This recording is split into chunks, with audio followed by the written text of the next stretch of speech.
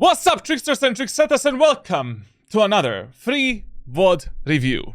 Today at our coaching table we have Hierarchy, which is a Gold 2 Omen main playing on Fracture. He is actually, not a Gold 2, he just didn't play Valorant. His peak is Diamond 2, and, he kind of got stuck in this Platinum elo in the previous months. Essentially, we're gonna call this VOD review a Platinum 3. Platinum 3 VOD review. I think it's fine. The first question that we have here is Omen actually good on Fracture? I mean, that's a very important question to answer. Yes. Basically, up to Immortal 3, playing Omen on Fracture is absolutely fine. Even in high elo lobbies, you will from time to time see, Omen player there. I mean, I play Omen on Fracture regularly, and it's not a problem. The only thing is that in high-low lobbies, Immortal 3 Radiant, Brimstone is a bit better, obviously, because of the 3 smokes that you can instantly deploy and cover every choke point on the map. I mean, that's the benefit of Brimstone over the Omen on Fracture. You're executing A site, you just press one button, and you have this, You basically have this type of a setup. Or you're executing, I don't know, B site, you can create a triple smoke setup instantly. But Omen still has enormous amount of outplays. Enormous amount of outplays on Fracture. Basically, the map is made for him because it's very claustrophobic. In these choke points, you can abuse a variety of playstyles, variety of different weapons. Basically, up to Immortal 3, if Omen is your main agent, and you're in love with this character, play him on Fracture, it's fine. And then, if you find the problems of playing Omen on Fracture, you don't know how to make him work, or you have a low win rate with him, then consider switching to the Brimstone. Would I recommend you to play Viper? No, after the nerfs, it's just kind of shit, to be honest. I would not even consider her, on any map except Icebox and Breeze. And maybe Abyss. And when it comes to other controllers, fuck that shit for rank solo kill, to be honest. Maybe Clove is something that you can consider as well, but if you already want to play a controller with 2 Cove smokes on Fracture, just play Omen. Essentially, you have a Paranoia to delay the enemy's push, to take the space, to support your teammates. You can place the smokes across the map, much better pick. Now, let's see what our friend, Hierarchy, said to us. Presented for us today. So first of all, I did coach Hierarchy, but it was a long time ago. I think it was during this period when I think when we did a coaching. Okay, let me check it. I don't want to leak any messages. I'm gonna tell you exactly when I did a private coaching with our friend. Just a moment. I really don't want to leak any stuff. So actually, what type of coaching we did? We did 1 month, but back then my coaching was not as good as it is today. We finished. We finished. We finished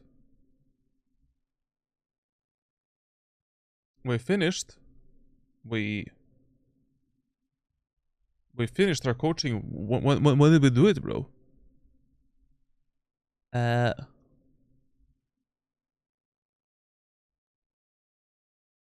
Okay. This was the second session. And this is the last one. Okay, so that is what is the 8 month January 2023. January 2023. So in January 2023, our friend was, let's see. Let me see. Let me cry. Just a moment. Guys, I'm not sad. I'm not tired. I just bit my tongue so fucking hard. I cannot speak, man. I feel the pain. I don't know. Here, basically, how hard I, bit my tongue. So, January 2023. Which act was that? So episode 4 was like 21, 22. Episode 5, 22. Ah, okay. So basically, we started our coaching in episode 6, act 1. And he went to Diamond 2.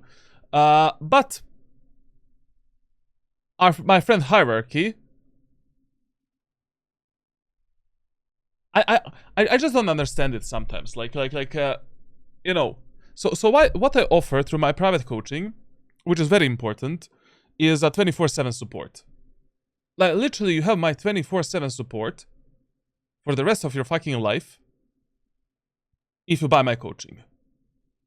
Like, especially 1 month coaching. You buy 1 month coaching, you can ask me every day up to 5 questions, you know, discuss the trainings, the scenarios, the anything, essentially, as you're going through the ranks. Then, like, you can share with me up to 3 clips for a private review every single day. And 50% of players that I coach, they never do that. Literally never. Like, people need to understand, coaching is a process that lasts. Like, yes, I'm gonna give you solutions for the next 3 months, 4 months, for a specific rank. But as soon as you start having problems, you know, the training is not working, the agents that you play are not working, or a specific playstyle that I taught you is not working anymore, we need to change it, essentially. So the first thing I mean, he won this VOD review through giveaways. You know, like, this is not included in, you know, this is not any serious coaching, essentially. So, the first recommendation I need to give you when you come back from your military or whatever you're doing right now is, let's have a talk. Like I told you to make a data tracking document. I tell everyone to make their own playbooks. Like, let's have a talk. Let's see what the fuck is the problem. I mean, this grind to Diamond 2 was not really as fast as possible. You know, already here, we should have had some kind of a discussion. Like, basically, you spent 200 hours just to get to Platinum 2. Even more than that. Like, already here, there was some kind of a problem that we maybe could have fixed to make you move forward. So, you know, don't feel ashamed. Like basically, you paid for my services. I'm here for you 24/7 for the rest of your Valorant career. Like, that's the whole point of being a coach. Like, I always say, like, if you're just buying coaching as a one-time thing, you know, I don't know, like, one coaching session from someone, whoever, it doesn't matter from whoever you buy it, he needs to be there for you always. First of all, it's a video game. And second of all, when you go to the gym, brother, like, you don't buy one coaching session with a trainer, he makes a plan for you, and then, like, okay, see you later. It doesn't work like that. Like, we need to change your plan as you're developing yourself, as you're growing, you know, like, as you're, like, you need to be changing stuff within your gameplay. So, that's the first mistake. Like, the first problem you know, that I'm immediately gonna point out here, for you, like, you know, once you come back to Valorant, share with me your data tracking document. Let's have a discussion. What is the next step for you? What we can do? What type of training you can start doing? And stuff like that. Today, we're only gonna do a very basic VOD review. Like, we're gonna see what are your problems on Omen, on Fracture, and that's it. I'm not gonna focus on anything else. But once you come back and you're ready to seriously grind Valorant, you know, then send me your data tracking document, rank playbook, and we're gonna have a serious talk. What are the next steps for you? What type of training you should be doing? Aim training, general training, training for this, training for that. Like, this is unacceptable, essentially. Like, I hate seeing this, basically. Like, this is sad. A bit. I mean, as I said, he did reach Diamond 2, but it was a bit of a brute force, essentially. Like, you know, too many hours up to here, and then too many hours spent, like, in Platinum 3, Diamond 2 lobbies. Like, Too many hours. Too many hours. Like, something happened here that we could have done better. And something happened here that we could have changed. Like, okay, you got Diamond 2. What's the problem here? You know, what the fuck is the problem? So, when it comes to your tracker, you know, like, there should have been a smooth ride. Like, you did put enough hours to see consistent improvements. And you did get somewhat consistent improvements all the way up to here. To the episode 8 Act 2. Somewhat. I say somewhat because it is still too many hours spent to reach Diamond 2. In my opinion. Especially because you have my 24/7 support. So, you know, let's see, like, once you come back, like, how we can push you from being a Hardstack Platinum 3 Diamond player to Ascendant and Immortal. Because, you know, it's definitely possible. Like, I mean, I think, literally in Valorant, even if you don't have the arms and legs, you play with your fucking, I don't know, mind, you can reach Immortal, basically. Like, it is that easy. With, you know, proper training, mindset, and all of the rest of the stuff. Now, let's see the question. So, as I said here, like, my situation, I'm going to be serving mandatory military for 2 years. I can only play for 2 days, so I'm not sure what to do for Valorant. I have also lost a lot of my passion for Valorant due to my games. That is a bit of a problem as well. Okay, when it comes to your mandatory military service, I don't know when you started it, but, I mean, when you have only 2 days to play Valorant during a week, what I would recommend you is simply, during those days, do some kind of a warm-up. You know, you can use the previous warm-up that I've shared with you, or maybe we can make a new warm-up for you. Like, you can use a warm-up for, like, 15 to 30 minutes, and simply play ranked matches. You know, like, because 2 days is nothing per week, and probably during those 2 days, anyways, you don't have that much time to play the game, you know? So, play, you know, 15 to 30 minutes of warm-up, 3 ranked matches minimum during these 2 days. I mean, 6 in total. And, I don't know.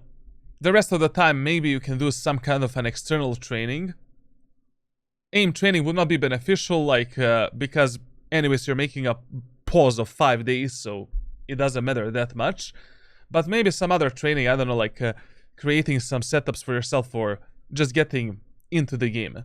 And when it comes to this problem of passion, I mean, like, that's a huge problem. Like, I mean, hard work is a lot of the times meaningless if you don't have a passion and motivation to do something. Like, passion is also very important, like, because not just motivation. Not just motivation. Because, like, I mean, the whole point of the video games, at the end of the day, is to have fun. I mean, not the whole one of the main points, you know, like, no matter what is your end goal. So if you're not having fun, like, I mean, you're just working at a job that you hate, and that's a problem. You know, like, if you enjoy Rivals with that limited time that you have during your mandatory military service, just focus on Rivals. You know, just play Rivals. It's more arcadey game. You know, like, it's easier to, if you make a 5 days break in Rivals, you're not gonna lose your skill as much as you would. Like in Valorant, grinding only during the weekend is really hard. Like our friend Yaslanovic, you know, in the chat, he also has the same problem. I'm currently coaching him. He also plays only during the weekends, and I told him that, you know, I mean, we are gonna figure out the training for him and stuff like that. But you cannot expect some serious improvements in Valorant, like in a short period of time. If you have only 2 days to grind, like you should be happy if in a year you improve for like maybe 3, 4, 5 ranks. You know, in a year, if you go from like silver to, let's say, diamond or platinum, that is already an achievement if you play only during 2 days during a week. So yeah, like, I mean, enjoy your time, I guess, and good luck with the military service. I still like Valorant, but I think those two factors have made me dip in performance in my opinion. Absolutely, absolutely. Like, I mean, as I said, like, Valorant is the game that rewards consistency, and it is a grindy type of game, same as League of Legends, for an example. And if you're not playing it every day, you know, or every like week, I mean, like, you cannot be consistent in terms of mechanics, in terms of setups, execute strategies, tactics, mindset. Like, for example, I feel it on myself as well. God forbid, I make like a 5 days break. Even with all of my experience in Valorant, the 6th day, I don't feel my arms. I'm not aiming anymore. Even my awareness is dropping a bit, you know, dipping a bit, and my game sense kind of falls off, especially if I play some other game. God forbid I play Rivals for 5 days or CS2 for 5 days, and I don't touch Valorant. It's GG. I need like 3 days to come back, maybe even 7 days to come back into Valorant. It's a grindy type of game that needs consistency in everything that you do. Is this the Bleach song? Yeah. The training I'm doing every day, it has improved me a lot. I mean, yeah, one benefit that you have over him is that, yes, as far as I remember, you can do the training every single day, which is good. You know, as long as you can train every day, even without playing ranked, you can keep up in Valorant. But if you're not in the game, if you don't do any training and you have huge breaks, I mean, like, it's really hard to move forward. Then, of course, like, I mean, when you lose all of the passion, I mean, that happened to me as well. For an example, I lost all of the motivation. All of the motivation to grind for the fucking Radiant rank. Like, I don't have a 1% of motivation or passion. I have a passion for the game. I just don't have motivation to get it anymore. Like, I'm just getting the same gun body every day, every act, every episode, and it's not rewarding at all. You know, like, so once you lose those two, you know, once you have these two factors included, obviously your performance is gonna dip. I would like to fix my fundamental mistakes first. I'm finding it difficult to go for plays like off angles where I get aim diffed, so having a really short aim training list that trains all different mechanics in 20 minutes would be really beneficial for me.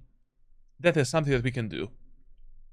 That is something that we need to do for you, because you only have 2 days to play Valorant, and as I said, that is exactly what I would do in your example. Just 15 to 30 minutes of warm-up, aim training, and the rest of the time just play ranked. Like, play fucking ranked. And that's it. When it comes to the tracker, I already talked about it briefly. You know, this is enough time to be Immortal 1. Immortal minimum. Like, I expected you to hit Immortal, you know, by this time. Essentially, you know, already somewhere here, we should have been Immortal. And I talked at the start of this VOD review what we could have done better and what you should have done, essentially. Now, another thing, you really stuck to Omen. And I told you that, you know, like, I told you during our coaching that you can play Omen and you should play Omen as your main agent, but as soon as you see that he stops working for you, or you get bored from playing Omen, fuck it, like, you know, there's other agents in the game that can improve you as well and give you high chances of winning, like Jet, Raze, Veiley, Yoru, Chamber, Clove, Gecko. Like, there's so many great agents to solo carry your games up to Immortal 3, like so many of these characters. And since you all, like, we can call you right now, like, right now you are the Omen main. Like, at this point you already mastered the Omen 100%.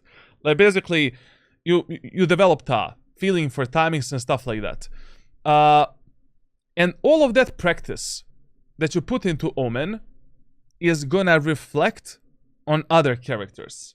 Like right now, I guarantee you, whichever agent you pick up, that agent is gonna feel like a piece of fucking cake compared to Omen. Like Omen, like once you spend like 300 hours with Omen, like your game sense, everything for you improves naturally. Because with Omen you need to think about the smokes, about minimap, about your teammates, about yourself, timings, what type of play I wanna do. Should I, like when you're using Shrouded Steps, you need to think 10 seconds before you make a play. You need to be ready for that specific play. So maybe right now is the time for you to, especially because you don't have time to play the game. That's another problem. Like Omen also requires consistency. You know. So maybe right now is the time to say goodbye to Omen while you're in the military, you know, and let's do something else. You know, let's try something that is easier, more simple, and equally beneficial. Maybe race. On some of the maps where the race is good. Such as, for an example, in this act, that would be Fracture, Split, Lotus, and Ascent. Fracture, Split, and Lotus, for an example. Maybe try Chamber on Icebooks and Pearl. Very good maps for Chamber. Fracture as well. Maybe instead of Omen, try Clove. You already know every single setup in the game, smoke setup. Why not? You know, why not? Simple character, you just pew pew pew, heal yourself, do the smoke, same setups as Omen. You just don't have Shrouded Steps and aggressive plays, and that's it. Maybe Phoenix. Very, very good agent for players that for players that don't have a lot of time to play the game, and for players that cannot have a consistency in terms of the playtime, and a very easy agent to abuse in these low elo lobbies. So that is something I would recommend you. You know, during this time while you're in the military, like try something else instead of the Omen. Give it a try with a warm-up, and that's it. Now, I really don't want to talk about your stats, because in the last two acts, like, you played, like, 13 hours of Valorant, you know? And, basically, there is nothing that we can dissect here. The only problem is, like, these previous acts, you know, you were performing well, but you were losing a lot of the matches. Like in these acts, okay, this act was not that good for you, but surprisingly you had a positive win rate. Then this act, like, every single stat of yours is good, but you have a negative win rate. Like, all of these stats are optimal for a Platinum Diamond player. Like, with these stats you should be able to get Ascendant or Immortal, essentially. If you have them in, you know, Platinum Diamond Elo. So, when we see this type of a problem, you know, what is the problem here? You are simply not controlling the outcome of your rounds well enough. And usually, when I see players with these stats, they are losing the most crucial rounds in a game. Pistol rounds, eco rounds, anti-eco rounds, and clutch scenarios. And the only way for you to fix these rounds is by improving your overall adaptiveness and situational awareness in the game. How do we do that? You abuse the shit out of me, and every day we discuss as many different scenarios as possible, so when you end up in these scenarios, you already know what type of solutions and mindset to apply on the spot. Clutch percentage, only 2.7%. Not enough. Then we have another problem, the amount of last deaths. 250. In Platinum, this ratio should be 4-to-1. You play one match of Valorant, 4 times you were last alive to close out the round and win the round yourself.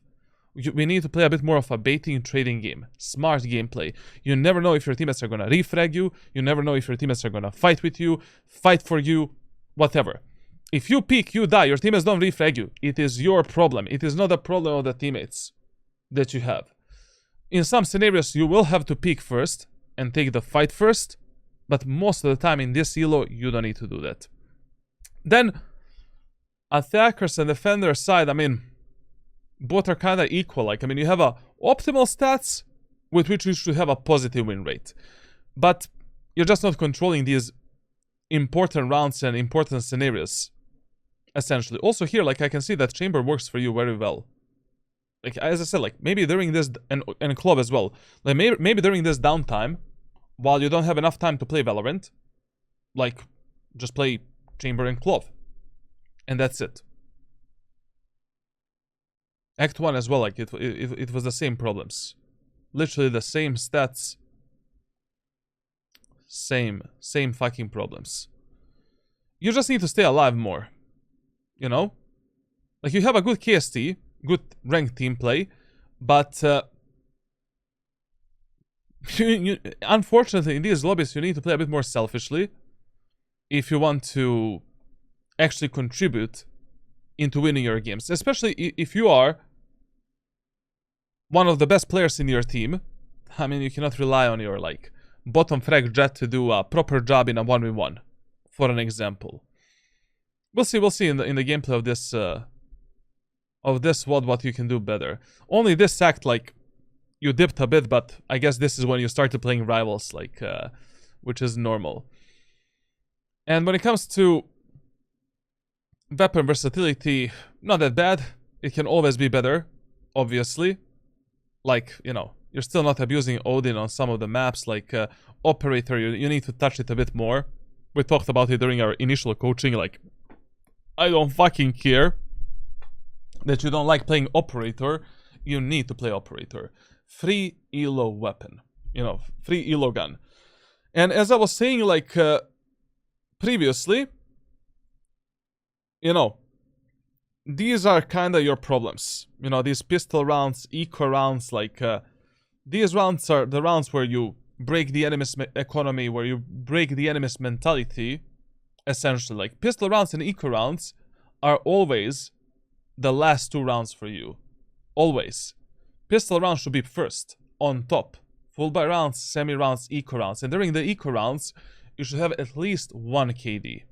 One, like, it would be much better if during all of these rounds you have, like, 1.0 or 1.05 KD, rather than one rounds are so far up, and other rounds are like, you know, who the fuck gives a shit about them?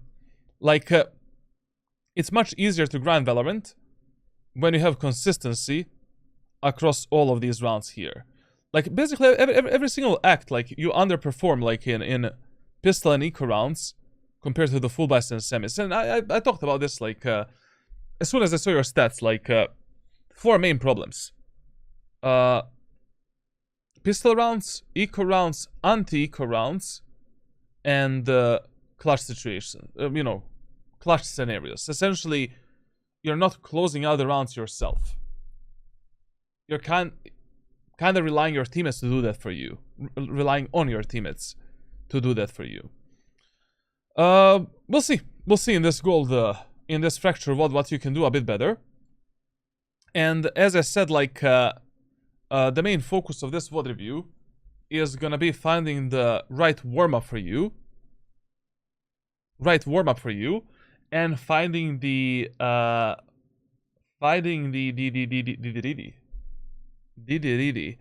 and finding some kind of an warm-up for you. My brain just stopped, like, sorry, I bit my tongue as I said, and it hurts so much, like, I cannot focus. Moment. Finding the right warm-up for you, and figuring out, you know, what's the next step for you. And also, as I said, experiment a bit more. Like, playing Omen for only 2 days during a week is not gonna be fun. Okay, one more time, I need to apologize. Like, today you have a dyslexic charlatan doing a VOD review. Like, I bite my tongue and it hurts like shit. But our job is a job, and a job must be done. So, defender side of Fracture with Omen. First of all, on Fracture, your default site, number 1 priority, B site. Number 2 priority, A site. Fracture is a fast rotation map in ranked solo queue, so generally speaking, you should not give a fuck about actual B site and A site defense. You should always prioritize team play, refrag potential, and control of the main areas of the map rather than a fucking site. Especially if you're defending the site alone, which is almost impossible. Now, on Fracture, on a defender side, remember that you value the defense of A main and arcade area of the map more than B main and dish. Obviously, that doesn't mean that we should be selling these areas of the map for free. This simply means that one of your default plays, if you're playing on B, should be guarding arcade. One of your default plays, if you're defending A site, should be taking the A main control with your team and stopping the enemies there. Essentially, one of the most important things that you need to do on this map is keeping the control of this area. Once the enemies take the A main, they open 2 additional choke points, and the rounds become much more interesting, where your teammates can make many more mistakes. We should not be giving this to the enemies for free. They should be fighting for it with some utility or manpower. Same goes for the arcade. Like, basically, when enemies take this, then they open 2 additional pathways through which they can push the site, and the problems begin. Now, the first round of Fracture, we play in a bit more unorthodox way of how we should be playing the rest of the maps in Valorant, in ranked solo queue. So, this is what I recommend you. Tell 2 of your teammates to play on B site, 1 of your teammates to play passively in A main area of the map, or he can also play on the tower, and you start the round with 1 of your teammates in the dish. What are we doing? We're doing early aggression and peeking enemies on contact through the dish. Why is this good? We have 4 choke points. Only God knows where the enemies are gonna go in the first round. We cannot play passively. We cannot allow our teammates to take 50-50 fights, and we are not ready to support them. In the worst case scenario, when you're pushing dish in the first round, you're gonna fight 1 or 2 enemies. There is no way that you fight more than that. But if none of the enemies are there, then we have more opportunities to fuck up the enemies. So how do we play this strategy? Essentially, with Omen, classic pistol, light shield, 2 smokes, 2 shrouded steps. Ghost, 2 smokes, 1 shrouded step. At the start of the round, as soon as the round starts, drop this smoke if your teammate is starting in the A main, right here, and this smoke if he is starting from tower. Bam. We slowly push the dish. We peek together with 1 of our teammates and take this fight. Now, we see nobody on our screen. Enemies are pushing A site. Go back, support your teammates on site. You know, do a smoke, get some off angle, get some position, fight with your allies, that's it. Fight for the stands with your teammate, fight in the A main with your teammate, done, period. Now, we see nobody, and we have no contact in the A main. Continue the slow push. Clear this area of the map, clear this, and if you don't see anybody here, and there's still no contact on the A site, run. Clear this angle, this angle, this angle, and all the way until this line you're running. Then we walk. And we go for the fast flank and lurk, double flank and lurk behind the enemies. And essentially we cleared this whole area of the map for our team, and now enemies can only be in the B main area of the map or A main area of the map, and that's it. In the worst case scenario, you do all of this, and enemies push the A site, no problem. At least 4 of our teammates are here, we can play the retake better than anyone dying, essentially. If enemies are pushing the B site, they will never expect 2 of you guys that fast behind them, or 2 of you guys that fast on the B site, essentially. And we can just clear the arcade, clear the tower, and we go for a, you know, retake of the B site, that's it. Now, what if you get a contact in the dish? In that case scenario, like, no matter what is the outcome of this fight, always fall back on the A site and play some default position, you know, like from the city, in the sands. Just get in a default spot and fight with your allies, and that's it. Playing passively first round is stupid, and fighting aggressively for the aim and area of the map in the first round is stupid. Why? You might waste 3, 4, 5 abilities to take an area of the map that enemies are not even pushing in the first round. And in the first round, we don't have that many abilities to play the retakes anyways. So it is better to play this strategy where we want to clear this for our team, and then we simply play, you know, either fast retakes or retakes together with our allies. Starting on the arcade like this is also not a bad idea. You know, you're not making any mistake. Only God can tell you, like, you know, in this elo where the enemies are gonna go on fracture. But the thing is, like, in arcade right now, we might be fighting 5 enemies. But when you push the dish, there's maximum 1 or 2 enemies in the first round. Like, there will never be more than 2 enemies there. And we can maybe surprise them with a double peek and take some free kills.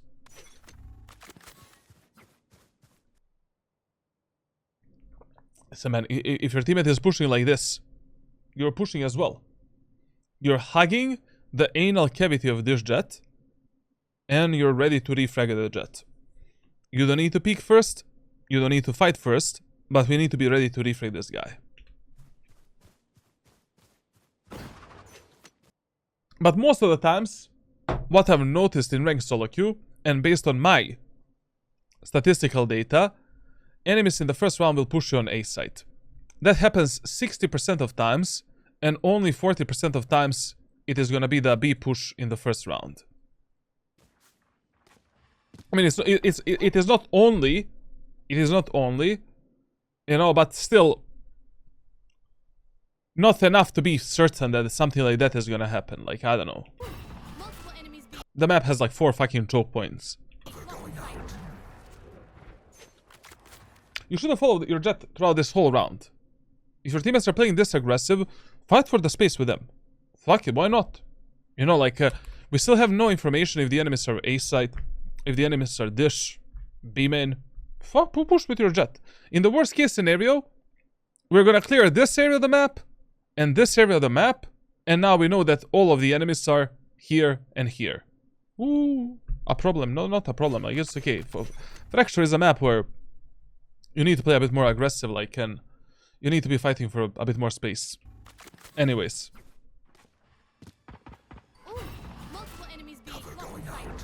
Good smoke there. Very fast smoke and a very good smoke. Solid repositioning as well. Okay, fine. The only thing I don't like is, you know, how you're picking these fights now with the enemies that are going through the B main area of the map. Like, why are you spamming the smoke, you know, from this position? Like, why don't you get more cover for yourself and then spam the smoke? Like, for example, like, you know, I don't know when the enemies are gonna pop out. I don't know if they still have a fade reveal, Reyna flashes. Like, if I would be spamming that smoke, I would be doing it from this angle, destroy the Reyna flash, reload the weapon. Now we fight. We have a Shrouded step. We can fake the Shrouded steps, peek from another angle, surprise the enemies, take the free kills. Like, you should never be fighting this openly in Valorant, like, almost ever. Like, you should always have some kind of a cover, especially if you can simply bait the shit out of your teammates and refrag them. And that's it, if you have the numbers advantage. But okay, I mean, like, we got a refrag here, we got 3 versus 2, whatever, like, but we could have fought a bit smarter here. Also, like, you know, when you were repositioning towards the site, you should have done this already. You should have done what the jet is doing. Get behind the boxes, get ready for the execute, get ready to fight the enemies. Okay. Okay, listen. Usually, if you lose the first round of Fracture on a defender side, you should play on A. If you lose the first round of Fracture. And you should be playing classic shorty strategy. Like, basically just with a classic and shorty right here. trying to kill the enemies that are moving through the main area of the map. And that's it. Enemies are pushing here, do this type of a smoke, and fuck the enemies up through this cubby position. And just adapt yourself, you know, if the enemies are pushing through this or through the sands. Like, I mean, you can also take the shorty and do this type of a smoke. Now stand down here, punish the enemies again, do this type of a smoke, get in that smoke as well, punish the... You get the point. Now, if you win the first round of Fracture, you should always play on the B side and lock in the arcade area of the map. Outlaw, Light Shield, Regen Shield, Heavy Shield with utility, lock in this. That's it.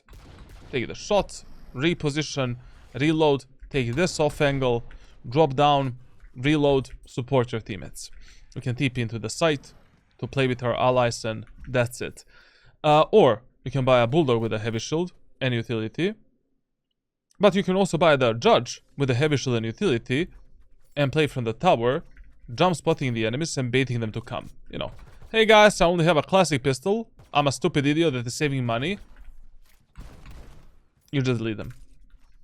And if they're fighting your teammates, you can just smoke off this, paranoid this, and drop down onto them and kill them. Or Stinger Heavy Shield is also an option. Whatever you prefer, to be honest. But you should be playing the second round always on the B set and locking in the arcade area of the map.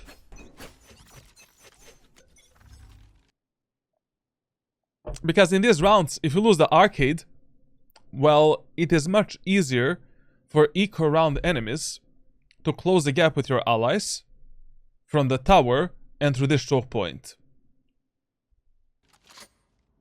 And your teammates on B side have a bit higher chances of dying. That's the only reason.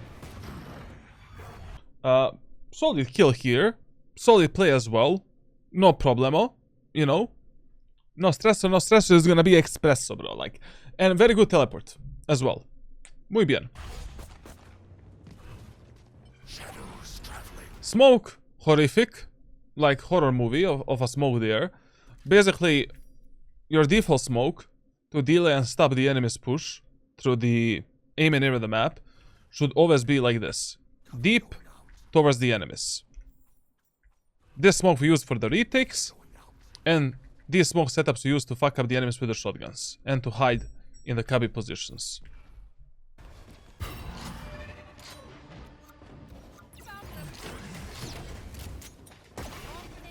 I don't know why you're fighting, but I mean, yes, enemies are close to you. But, I mean, we have Outlaw. Like, it is easier for you to kill these enemies with 1-2 body shots. I mean, with 2 body shots killing 2 enemies, obviously. Like, than with a classic pistol. Like, even on this range, like, maybe you can gamble on some hip... I mean, you don't need to gamble on anything. Like, just hold this angle with a scoped Outlaw and you're gonna win this fight.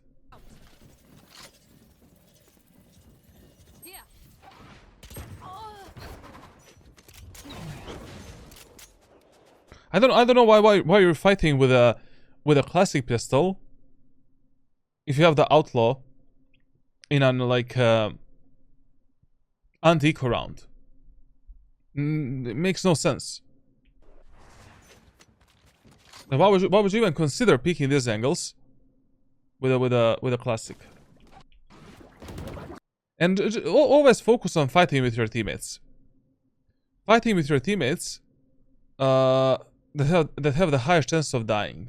Like, fuck the A set right now. Like, your Gecko is safe.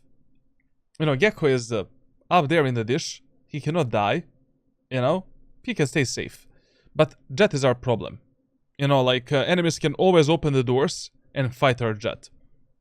Like, you also could have held this aim and cross from this position. You know, like this. That's it. Smoke disappears. Hold it from here. Jet fights. We're ready to fight with the Jetteroni. Like you see the problem here. You, Reyna, everyone is fighting alone. So losing this anti-eco round, chances are much higher. to lose it. Much, much higher. If you allow your teammates to do this. Like, we either play with the jet. I mean, we just play with the jet here. We have nobody else to support. And definitely we should not be peeking this Omen area of the map alone. You see, if we were close to your jet right now, we're ready to support her and maybe pinch the enemies. You know, maybe fight the enemies there and this allowing them to rotate. Okay, we have outlaw easy kills, right? Are they going B or no? Yeah, B. Nice kill. Easy. Yeah, damn. Nobody inside yet. Listen, whenever you have time to reload, one bullet of the outlaw, always do it. Because reloading 2 bullets takes ages. Like, it takes like 3.5 seconds or something like that. It's too much. They might go back. Very good, very good, very good. Don't gamble on information that you don't have. Never. Here, you should have played with your gecko. I'll give you 2 reasons. Reason number 1. We have no fucking idea where the enemies are gonna go. You're not Nostradamus, Baba Vanga, like, you have no idea. Reason number 2. Your gecko is full HP. Fuck the jet. If jet wanna fight with 10 health points and die, let her die. Give her 2. The holy god. Like, sacrifice her. You know? But if the gecko dies, and we end up 2v2 with this state right here, we're kind of fucked. I mean, we're not fucked, we can still win the round, but, you know. One enemy remaining. We didn't have this information. You know, we didn't have this info. And also, like, if you already want to support your jet, just give her some smokes. You know, default smokes, whatever.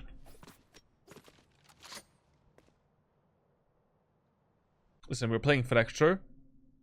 There's like 4 choke points. If your teammates are holding 1 choke point, you hold other. Enemies cannot be in the sands, because you saw that Brimstone 5 seconds ago in the beam and area of the map. We lock you in the dish, and that's it. Maybe he used the ropes. God knows what he is doing. I don't know why you're looking here. And here as well. I mean, holding the same angle as the jet. God help us now. 10 seconds left. Okay. God helped us. God helped us. Very good. Very good. But usually you don't wanna rely on that help every single day. Now listen, so in the 3rd round when you're playing Fracture, just ask yourself, are the enemies following AB rule, rule of fear, rule of 3 executes, like what type of rule we can use to read the enemies. In the 1st round they went B, 2nd round A, they lost both of these rounds, and in both of these rounds they changed the pattern of their pushing. This round, you should be playing B side. But Charlatan, I already have 3 teammates there. Nobody gives a fuck. You're playing in a Platinum, Diamond, Gold, ELO lobby. I have no fucking idea who is this jet, who is this Reyna, who is this gecko. I don't know how good they are. We need to gamble on the information that we have. And that info is that enemies are changing the patterns of their pushing. Even if the Killjoy is playing alone, she can play safely, and we can just play the retake of the A side. It is totally fine.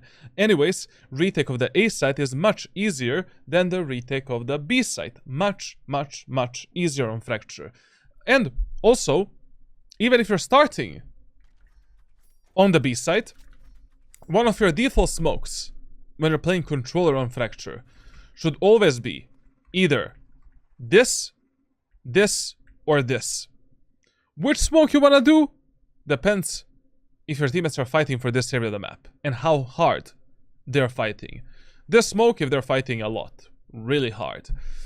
This smoke if they're just, you know, jiggle peeking, aiming area of the map or playing in the sands, and that's it. If they're not really fighting for this area of the map, truly. Like, just do this smoke, So enemies need to make some kind of a sound and use some kind of a utility to push through it. At least. It is okay. And we should be conditioning the enemies mentally that we're always fighting for the aim area of the map. Maybe. They don't know. There's a smoke there. God help us now. You're playing with the Stinger, but you had a Vandal last round. I respect that you're a good guy. Omensky. He dropped the Vandal to her Jet. I would not give this Jet my dick. She asked for my cock, I'm not giving it. I'm playing with my cock this round myself. Like, brother. Rank solo queue, I mean, unless she's your duo queue, okay. If you know that this Jet is a Smurf, Horcus, you know, or, I don't know, like, Durkee, I would give a gun to Durkee every single time, at any moment of time. And my cock as well. But, to this Jalen Jet, like, I don't know. Like, really, I don't know about this. But, anyways, that is why in Valorant you want to become a minister of defense and weaponry. Like, these are the rounds where variety matters a lot. You know? Like, what I do a lot of the times is exactly what he did. I actually give my teammates a Vandals, Phantoms, and I play with a Stinger, with a Bucky, with a Judge, with a Shorty. Because I mastered all of these close range weapons, and most of the times I'm gonna be good for 1 kill at least. But I don't know if my teammates are gonna take those kills. So, if you're confident with a Stinger, you know how to play it, why not? It's okay. Just we should have played B-side this round. And also, always invest all of your credits that you're not using in that round. Always. In the next round. We have 400 extra credits. What should we buy? Paranoia and 1 Shrouded Step. That Paranoia and that 1 Shrouded Step might give us higher chances of winning this round. And in the next round, we still have a Vandal with a Heavy Shield. Done. MG Gamer, thank you for the sub, man.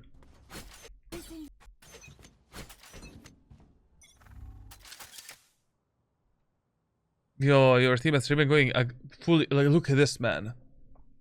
Full-on aggression here and here. Like, listen, on Fracture. Fracture. Sorry, guys, I bit my tongue, man, and I cannot speak like a normal human being. I'm gonna be speaking for now on like this, bro. It's easier for me somehow. So on Fracture, brother, like, if your teammates are pushing aggressively, you know, like, try to support them with your smokes. At least one of these teammates, you know, like, for an example, if you see on the minimap that your teammates on A side are playing passively, give your Gecko this type of a smoke. You might save his life. You never know if it is gonna be good or not. You see that your teammate, your Jet, is pushing the arcade area of the map. Like, just do this smoke here, bro. You don't know. Maybe it saves her life. You know? Or maybe give her this smoke, so she doesn't die in a crossfire from the underpass. But if your Gecko is already peeking this, then enemies cannot be underpass, bro. You know? So essentially, like, what I'm trying to say here is, like, you should have done, given your Gecko a smoke, or maybe your Jet this smoke, in order to potentially save their lives from themselves. You know, Rick Dubs, thank you for the prime gaming sub, brother. Crosshair placement, oh my fucking god, I don't know what to say, bro. Like, you're a peak Diamond 2 player. We talked about this many times. You have a crosshair placement training that I share with you, brother. Like, what the fuck is this, man? What the fuck is this, bro? And peeking this angle with a Stinger, no bueno, man. Like, you should have jump spotted the enemies here and then go back and maybe bait them with a classic pistol and then fuck them up with a Stinger, you know? Like, there is no way I would peek this with a Stinger. No way, man. Like, basically, we should have just, like, you know, taken a knife out, go for a jump spot. Maybe you're gonna eat a few bullets here, no problemo. No espresso, no problemo, no stresso. Like, you hold this angle, bap. Hey guys, I have a classic pistol. Haha, I was just joking. Bap. Take the kill with the Stinger, get the fuck out. Or maybe pick up their weapon and win the round. But peeking this angle with this crosshair placement, with a Stinger, Only God saved you once again.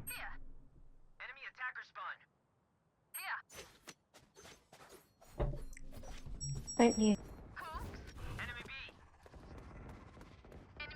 But remember what I told you at the start of this round. We should have started on the B side, bro. It is the best gamble we can take. Think about it. 100 ren. And imagine right now, my man, you have a paranoia. Oh my god, if you bought that paranoia that you didn't buy for I don't know what the fucking... Why the fuck you didn't buy it? But we have a Paranoimus Rex. Oh my god, all of the enemies are here. I'm just running and boom!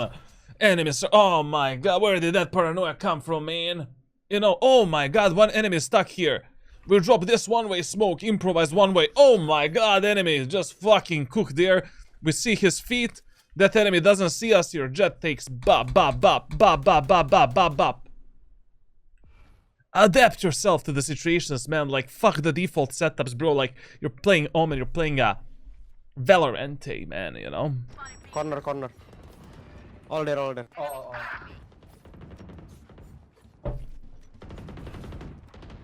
Okay, I love this a lot. Dodge, dodge! That is why we used a cubby position smoke. To dodge this shit, you know?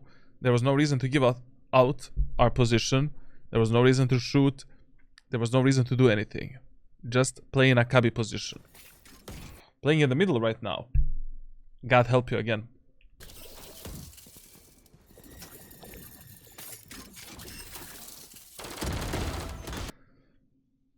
Okay. You know? Okay.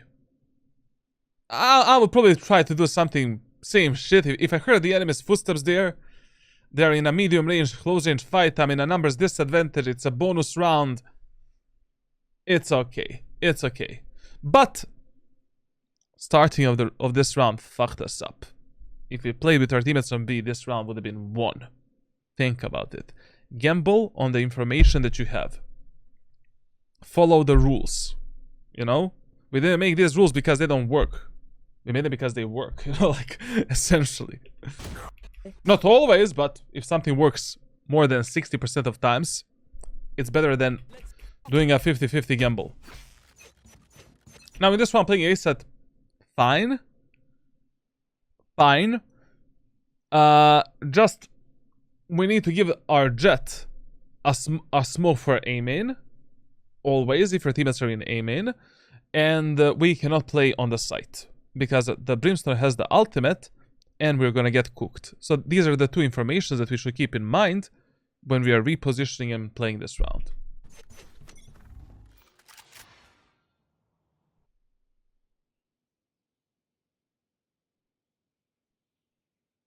Can we get serious? You know? You can see it for yourself. Like, the first time you peek this angle, you should have been like, ooh, maybe I should not place my crosshair there. You know, a bit higher, bro. Like, I don't need to speak to you about the crosshair placement, man. Like, come on. By the way, this push that you're doing is totally fine. Totally fine. It's okay. We can play this like this on Fracture in the early rounds. But listen, when you're playing Omen, and you have the ultimate, and your teammates are getting pushed on the opposite part of the map, abort the mission. Instantly. Teleport, and support your teammates as soon as possible. This ain't worth it. You know? Not worth it. Like right now, we saw the danger ping. We saw the fade eye up there. Mission abortimus. Mission instant abortus. So, let's see. From this position, we cannot really use the smoke for our teammates. I mean, a proper smoke, so we need to come a bit closer here. But you can still do some improvised smoke. I mean, this is good enough. Good enough.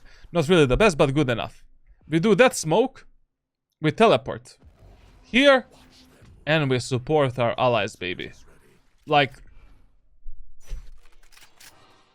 brother, like, The main usage of Omen teleport in ranked solo queue on a defender side is the fast rotation to support your teammates.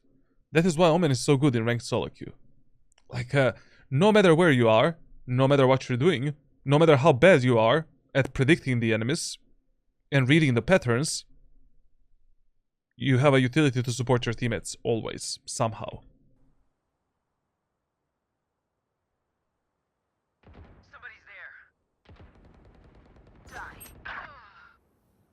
Be inside. Like in this round, if you didn't have the ultimate, it's okay what you did. But since you have the ultimate, and also like, no matter what you're doing, at that moment of time, with Omen, you need to give your team smokes. How we have 0 smokes on the site right now. In front of you, Rena. One enemy remaining. Corner last. Paranoia! Paranoia! Paranoia! You should have done a paranoia there, like, you know. Why not, man? Like, you're super far away to support your teammates anyways. It is an unnecessary piece of utility to use, but if it is gonna guarantee you a round, fuck those 250 credits, like, you know. The Trump's tariffs are gonna pay for that anyways. In this one here, I would gamble once again on the A site. 2 reasons. Reason number 1 is... actually, only 1 reason, to be honest. The rule of 3 executes, and that's it. Very rarely you will see in ranked solo queue that enemies will try executing 3 times in a row the same site in the same way. So right now we should be fighting for the aiming control, because your Jet is doing that, and we have 4 teammates on A, if you played A site. And we should have simply done a Smokeroni here, Paranoimus Rex here, and just take the full aim and control. And that's it. And then we can rotate and leave the Jet alone there.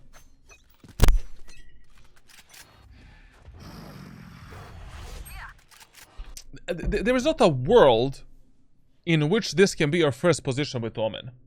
Like literally, there's not a round world universe where this is your first position. You're playing Omen with the Shrouded Steps. But you can get here at any moment of time. You know? At any moment of time. Literally. And enemies don't know where the fuck you teleported. They don't hear the direction of your teleport. So, you know, start your round, I don't know, like, by gathering some information. You have nobody in B-main, for an example. Start the round maybe by jump spotting the B-main area of the map, I don't know, like, for the info. Or start the round by, you know, Reina, can you boost me up on here? Sure, man. I'm gonna do that for you, Omen. My lovely friend with a big cock. And you play this off angle. Now enemies are pushing in. We go for a bullet. Burst fire. Drop down. And now we maybe play on this position. Take 1 more kill. Smoke off the enemies. Paranoid. Push them back. You get the point. Like this is your secondary 3rd position. Like it cannot be first.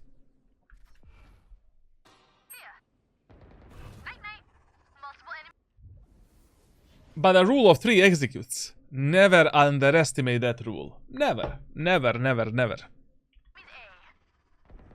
And listen, even if you're playing B site, if you don't need to use the smokes for yourself or for any specific outplay, always do the smoke in the aim and area of the map. Like we should have had right now this smoke here. So when enemies are popping out from aim and area of the map, they don't know what the fuck they're peeking. And they need to invest some utility to take this space.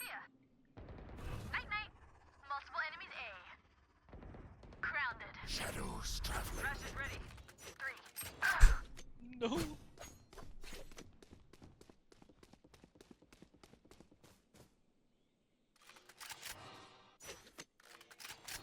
To be honest, like, you know, what you did right now, it's okay, fine.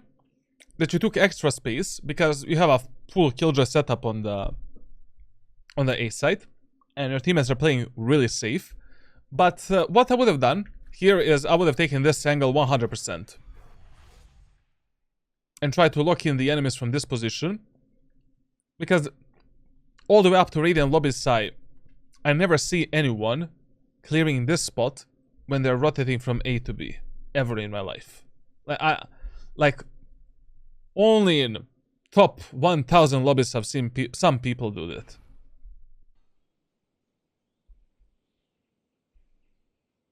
But playing on this common spot, like, why? And also we have another problem. You're letting the enemies take a free ropes. We have no info about this, and we cannot sell that info for free. Like, you're gambling a lot this round. Like, if you already wanted to push here and take this space, we needed to cut off the enemy's rotation completely. Now your Gecko can get fucked, you can get fucked, we can all get fucked if enemies lurk up through Fracture and stuff like that. Radiant's probably not used to play against Omen on Fracture. Raze exists. Chamber, Jet, you know. Still here. Cover going out.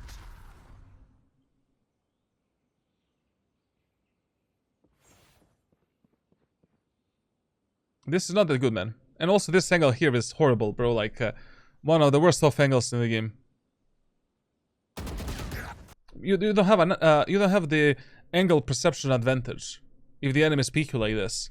You know, like, if you're already playing here, I would just recommend you to fully tuck in and play like this.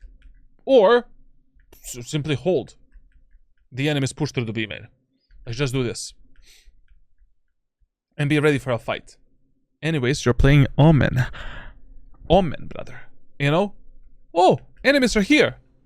Paranoimus Rex, brother. Take a kill. Reposition. Enemies don't know where you are. Bap, another kill. Get out. Like, this cannot be your first fight and your last fight in a match. It is impossible.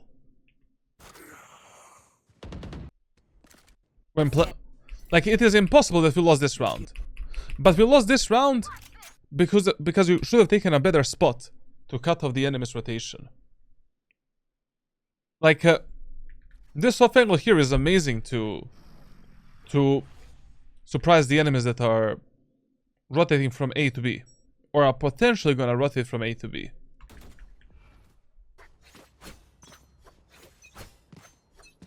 Listen, now in this round, where should we play? On the B side.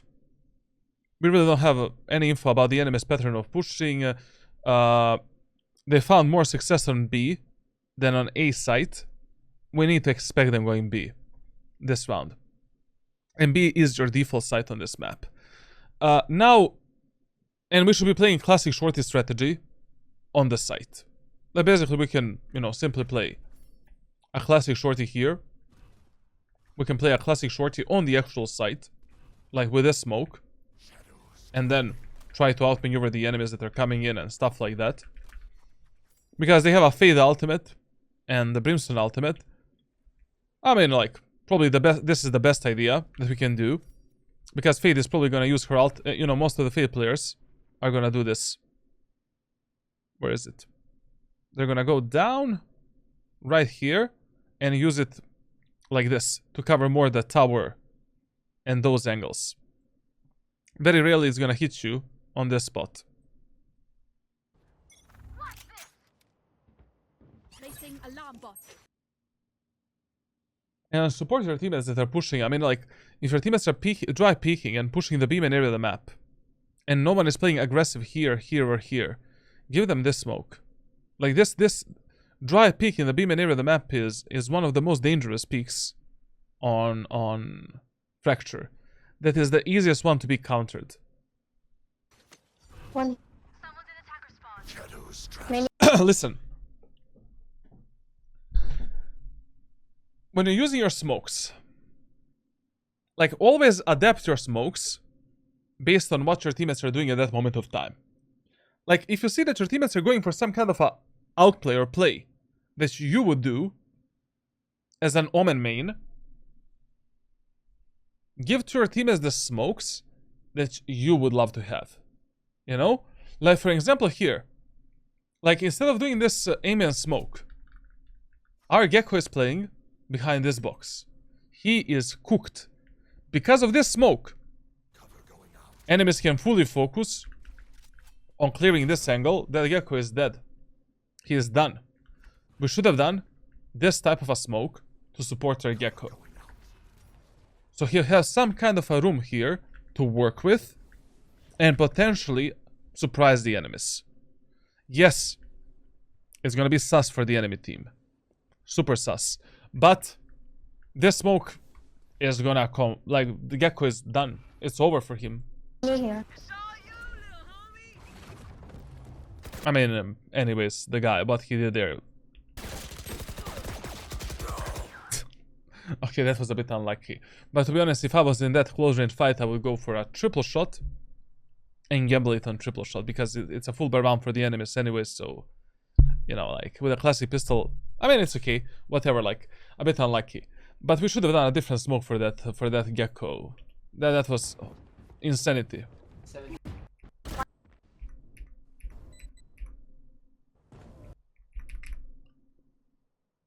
The moral of the story is, don't lose the easy rounds so that you don't play eco rounds. I think we should put that banner somewhere.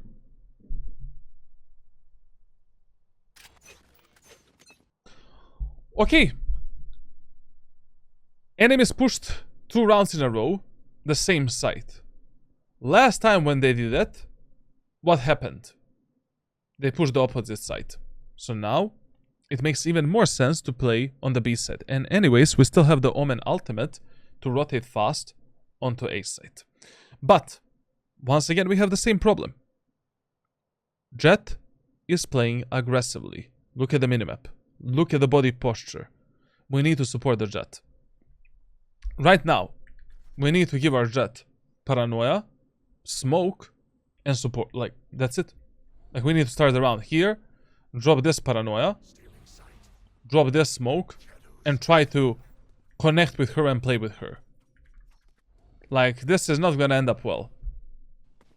I mean, also one setup that you can do if you wanna play with your teammates a bit faster is instant smoke, and then paranoia, and then take a fight with your allies.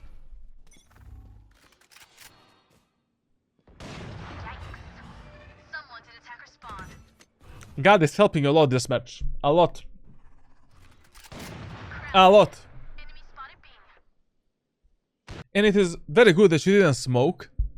Because enemies still didn't come close to the choke point.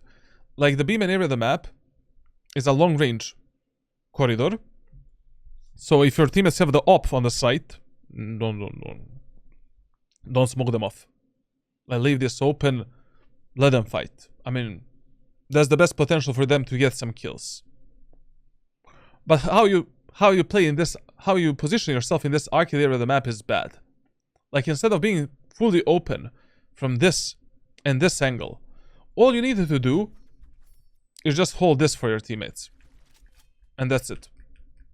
Nothing else. You don't need to be there.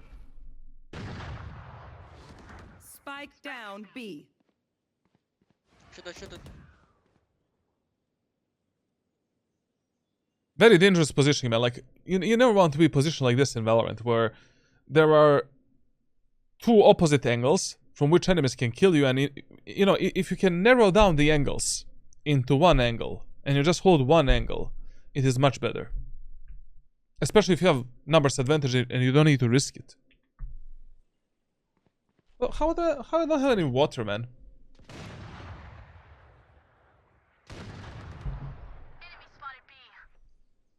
Yo, Muzzle, welcome to stream. Huts, we just played 1 match of Veiley today. I bit my tongue and I cannot speak. Like, I speak like a fucking robot. 1 enemy remaining. Spike down B. Give me. Okay.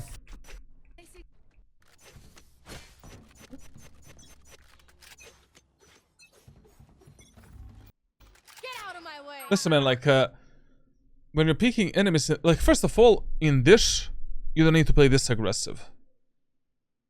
Like, one of the best ways of holding the Dish area of the map is holding a passive tight angle and then fucking up the enemies with a paranoia. Or from some kind of an off angle. You know, holding this here, or this with snipers, and then when the enemies are pushing here, fucking them with a paranoia and taking a kill. Or, you know, baiting them with a pistols and then fucking them with a fucking them with a dish, with a judge or close range weapons in this close range fight. Or, for an example, getting on this off angle, for which no one is ever gonna have a good crosshair placement, and then trying to take a kill here before the enemies move into the aiming area of the map. Also, if you end up in some kind of a pinch, sometimes you can do this as well, and essentially just cover your anal cavity completely. Enemies are probably gonna pass you with some kind of a smoke, and we can go for some cheeky little outplay and try to fuck up the enemies.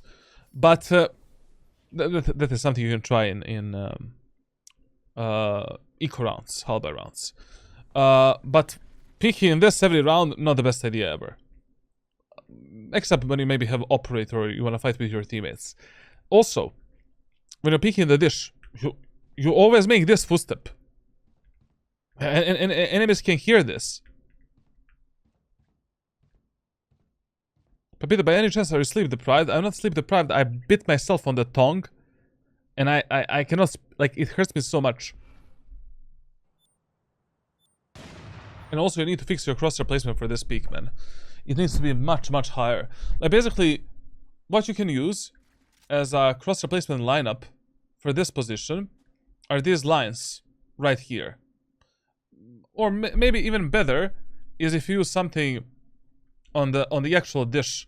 Like, for example, the top of this square right here is approximately how high your crosshair should be when you're peeking this angle. Your crosshair is always like this, which is criminal. Multiple enemies A. Here. Face your fear. Cover going out.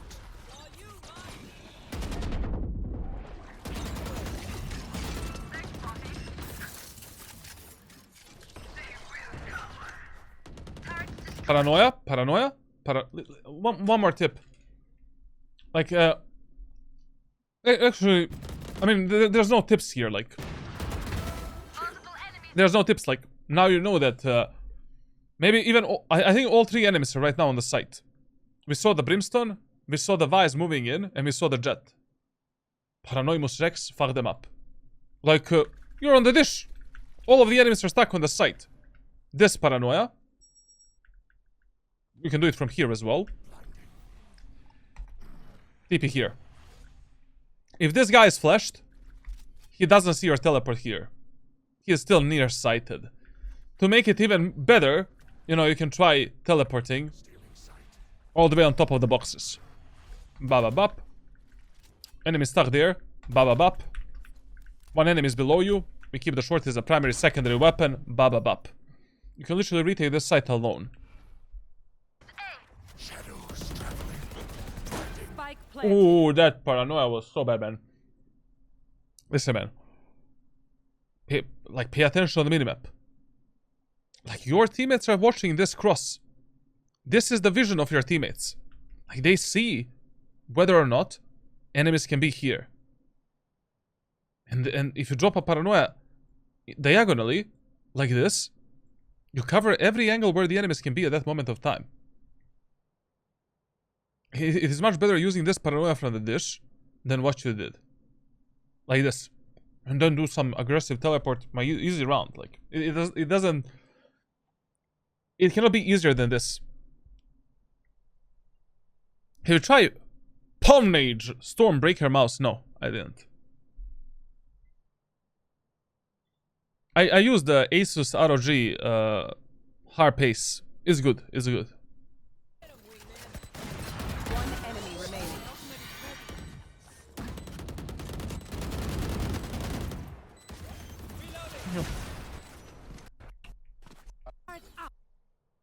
Okay. Now in this round, based on everything that happened thus far, where do we play? We play on the B side. And that's it. Like, and if you already want to start on A, give the smoke to your teammates in A main, and that we should be playing B side this round. To be honest, like that's it. And just doing the smoke here to bait out the enemy's utility, and that's it.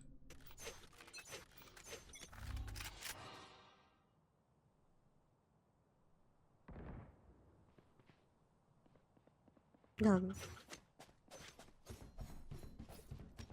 You mean?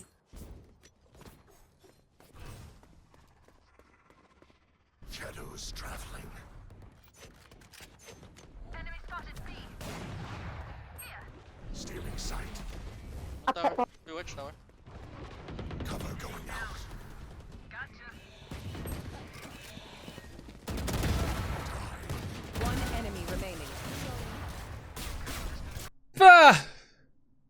I cannot complain about this round too much, like, in terms of your utility, it's okay. Like, there was no reason to use the ultimate. You know, like, solid paranoia, I would say, like, it was okay. Like, it was not that bad. I just ordered voting 60 HE. Ain't that the best one? Yeah. I mean, for me, voting is the best. Like, literally the best. I don't know. It feels premium, you know? Strategy. This positioning against the Brimstone with the ultimate. Good luck. Good luck. You've already wasted one Shrouded Step. Absolutely not worth it. Like, no matter which round you're playing, whether it is Eco, Hull buy, bonus, on the A set of Fracture, even if you want to start passively with a shotgun on top of the site, at the beginning of the round, you're doing this and getting the contact with the enemies and observing how many enemies are there, bro. Like, we need to do that. We cannot leave this fully open to the enemy team. And enemies just walk up and fuck us up on the bomb site. Alarm bot out.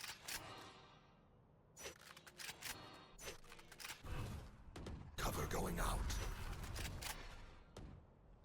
Amen odore, amen odorime, amen Shadows traveling. amen odore, amen odorime, amen Enemy spotted One behind. A. amen. Finished. But oh my god, man, like, do you hate paranoia? Huh? My man hates paranoia more than any ability in the game. So first of all, you know, this TP that you wanted to do here to support your Killjoy was okay. But brother, like, you're playing on the site. You know, you didn't need to use this smoke and this teleport to support your Killjoy. You could have just, you know, we did a smoke for the aim in. Okay. Cover going out. Enemies are pushing. Dish. Blinding. Flash everyone. Flash your teammate. Flash the enemy. You would not have flashed the Killjoy because the Killjoy was here. Like, think about your paranoia in a tri-dimensional way, you know? Like, you can fly anywhere, through any wall. You can support your teammates in a lot of different corridors. If we do a paranoia here, push the enemies back, then teleport, and support our teammate. Okay. You somehow survived this teleport. Enemies are close to you. Stealing sight. Delete them. Enemies went back. Look at this. Covers this whole area of the map here. Blinding. Deleted.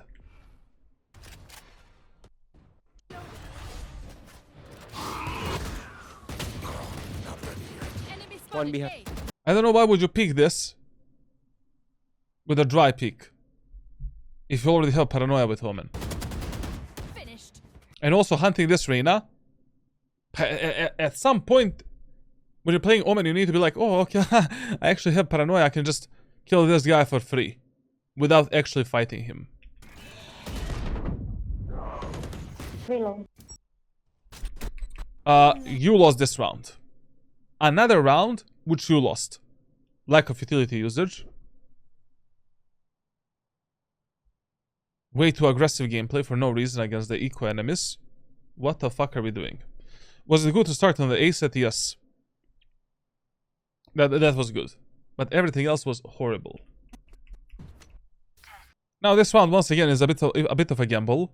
But I would personally play on the B set because enemies are following AB pattern and we have the ultimate for the fast rotation anyways. Now where would I play on the B set? Supporting my Jet that is mega aggressive player on the B side. Oh, I like this new Michael Jackson pick, bro. You know? Spike here, I think. Here, I would continue this push. Actually, even though we made a numbers advantage, our Jet and Rain are playing super aggressive. Like, whenever you're starting in the arcade or in the dish, and your team has get a contact on the opposite ends of these two areas, go for a contact push. It's okay. It's totally fine.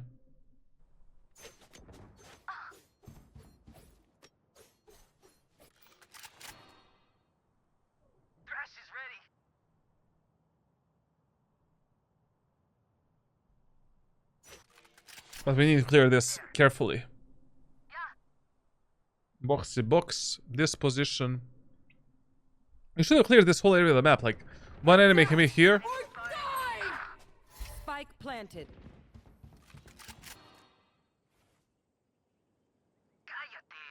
Is that a plant? Two side, two side. Ah, two side, okay. Paranoia tower. Paranoia tower. Paranoia tower. Two tower. Paranoia tower. Paranoia tower. For free kills, man. Why are we playing Omen if you're not gonna use his abilities? You can have the same gameplay with Clove. Just play Clove then. This is 2 free kills for your team. And you as well.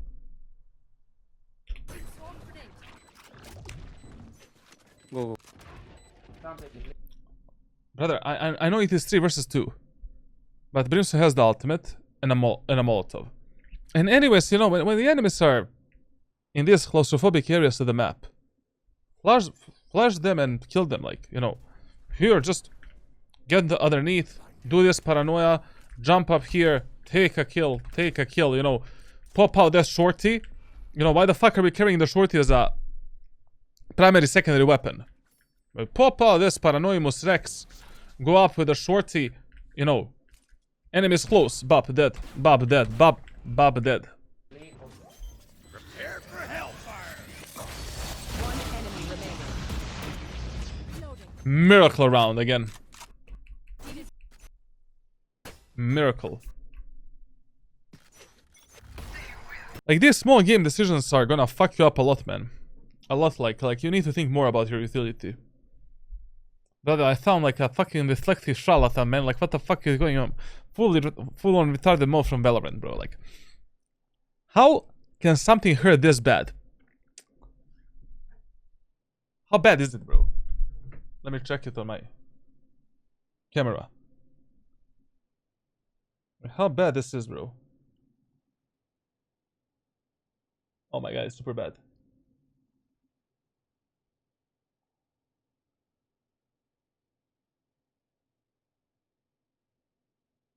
It's really fucking bad. Holy shit, man.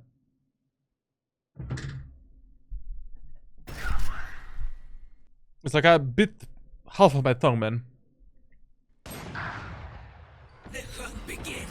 This is what I was talking about in the previous rounds. Support these guys with the smokes. You're going B, you're going. Now listen, if you lose the B main control and you start arcade, you either go tower or like or get behind the site as soon as possible, so that once the enemies start going in, we can bam, paranoid them, take the free kills, and then repositioning begins. And if the enemies are pushing you from both arcade and main, it is sometimes even fine to do this. And then we can isolate easier duels with the enemies.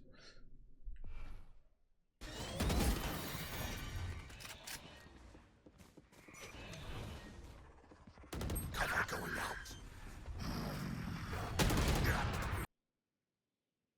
out. I'm not gonna ask too many questions in this round.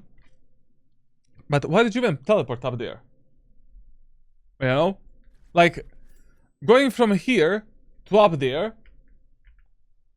takes you the same time to do this or to teleport. Anyways, enemies hear your teleport, so, you know, it's not that inaudible here. Or simply just, you know, take the ropes, get here silently, and now, bam, bam. Take the kills. Or, imagine if we use a paranoia to engage the enemies and push them back. That would be so good. Okay. I mean, on the defender side, as you can see, you can do so many things better with Omen, but primarily support and yourself and your teammates a bit better with your utility. You know? Especially at the start of the rounds. Okay. Okay, now we are on the attacker side of Fracture.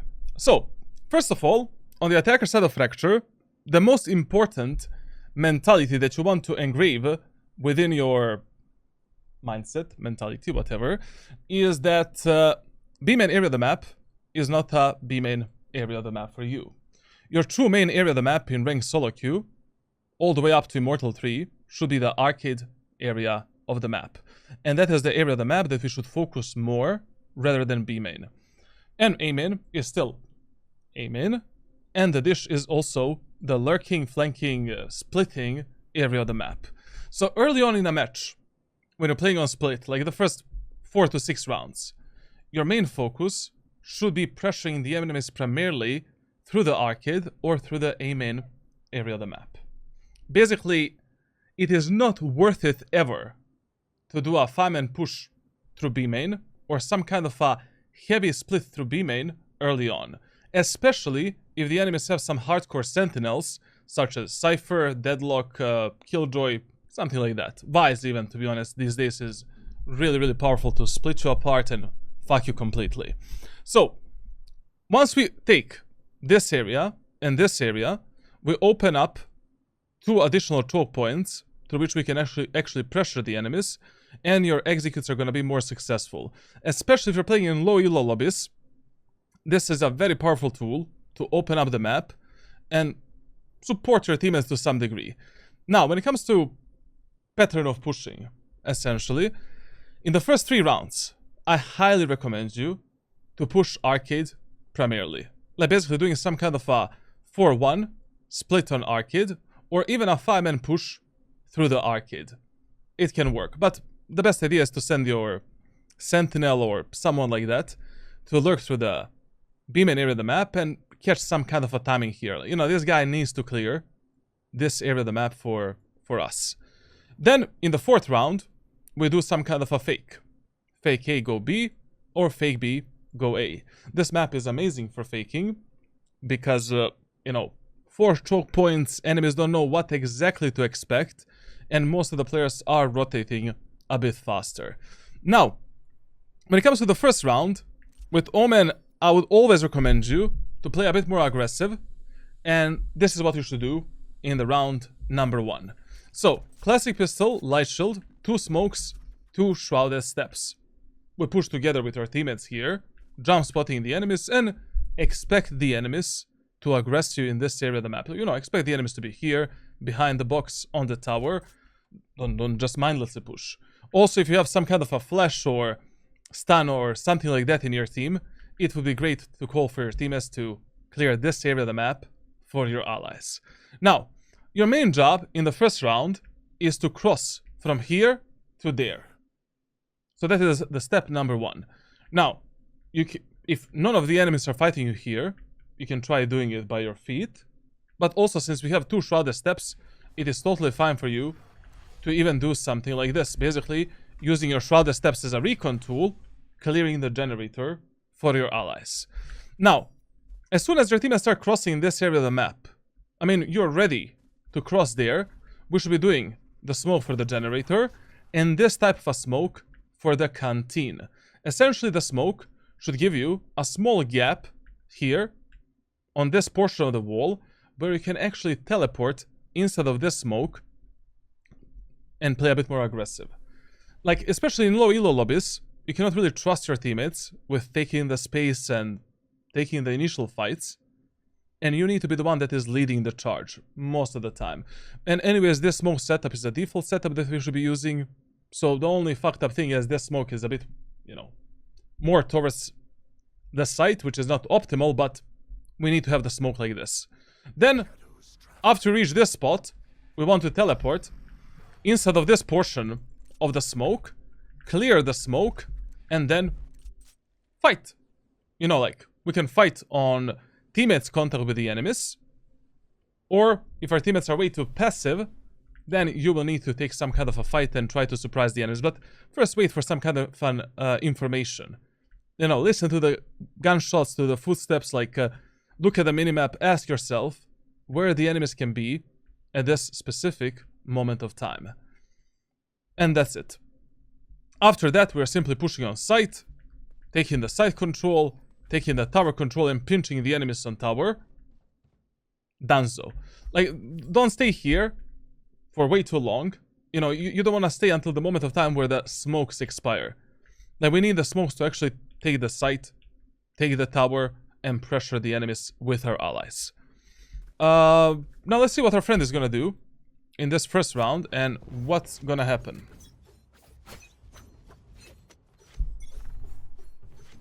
No charges. Placing alarm bot.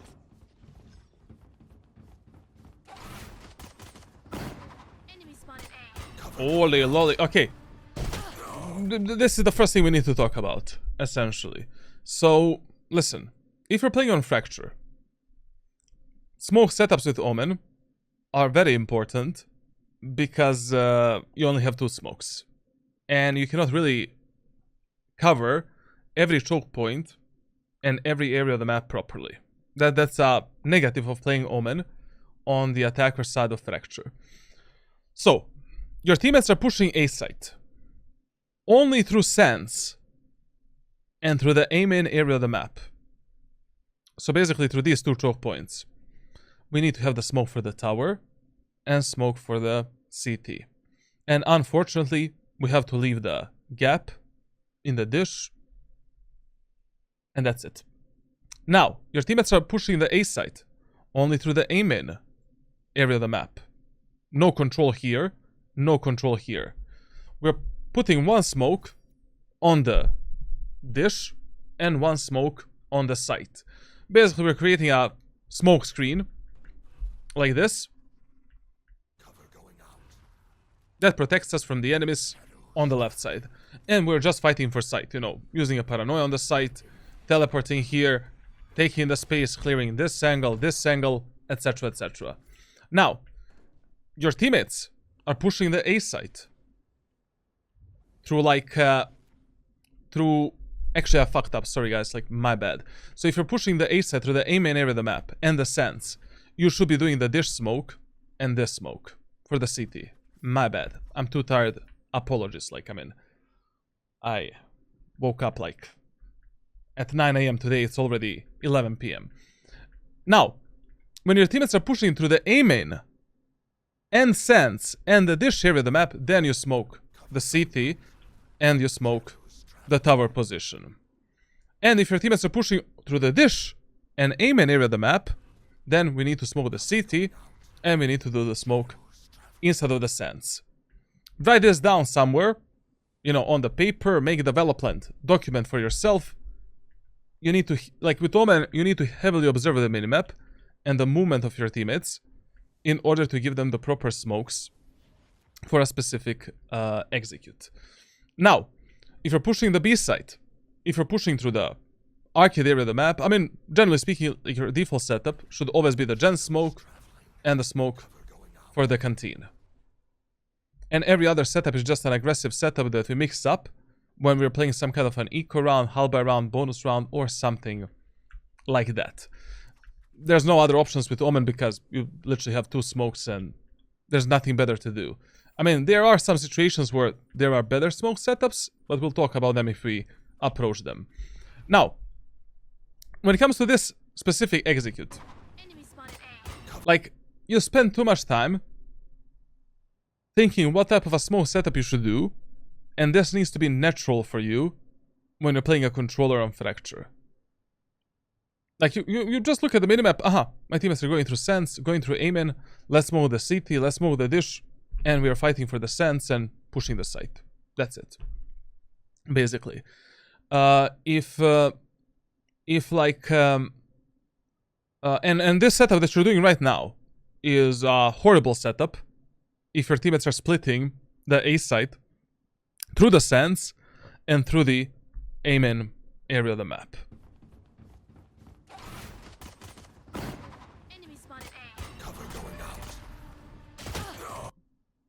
Now, what happened to you here? That's beauty of playing Valorant, you know? Beauty of playing Valorant, like. Something like this happens to you, GG, go next. Fuck it, like, we've done our best. But, listen.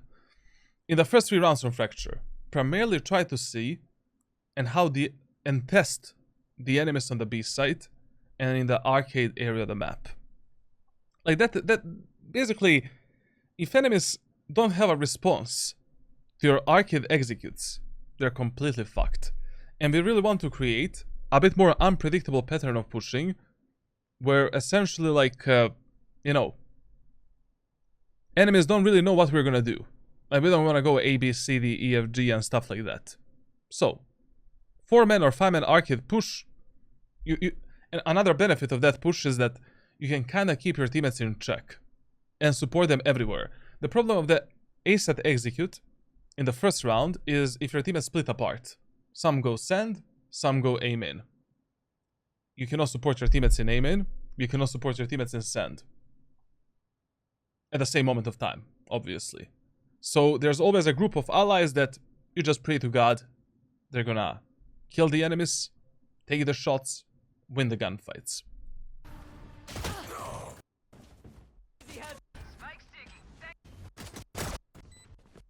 Okay. Especially if you lose the first round. In the second round, you should send it through the arcade. Because through the arcade, it is much easier for you to close the gap with the enemies with those close-range weapons. Essentially, like, you know, we can take the arcade control with a Gecko flash, push the enemies back with a Reyna flash as well, and then fight maybe for the B tower. You know, a lot of the players, like in a second round, they love to be stuck on B tower in these low elo and medium elo lobbies, so we can try to punish that guy. Essentially, if you lose the first round of Fracture on the attacker side, shorty, 2 smokes, 1 shot a step. That's everything that you need. Basically, we're jump spotting the enemies here. Ask for some kind of a flash stun here. I don't know, like, you're gonna have something. Even Reyna flash is enough sometimes. Like, teleport underneath the tower, and let's try to kill the enemies on the tower.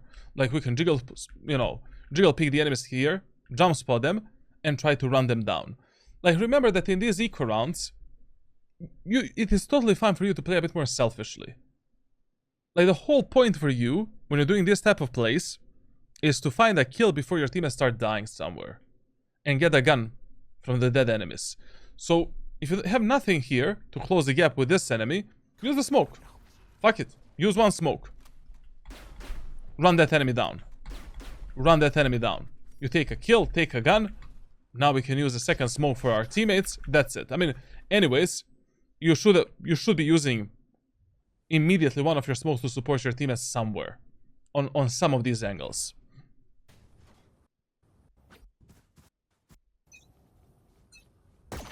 But especially doing a B-main push, you know, in this eco round, is just a complete suicide.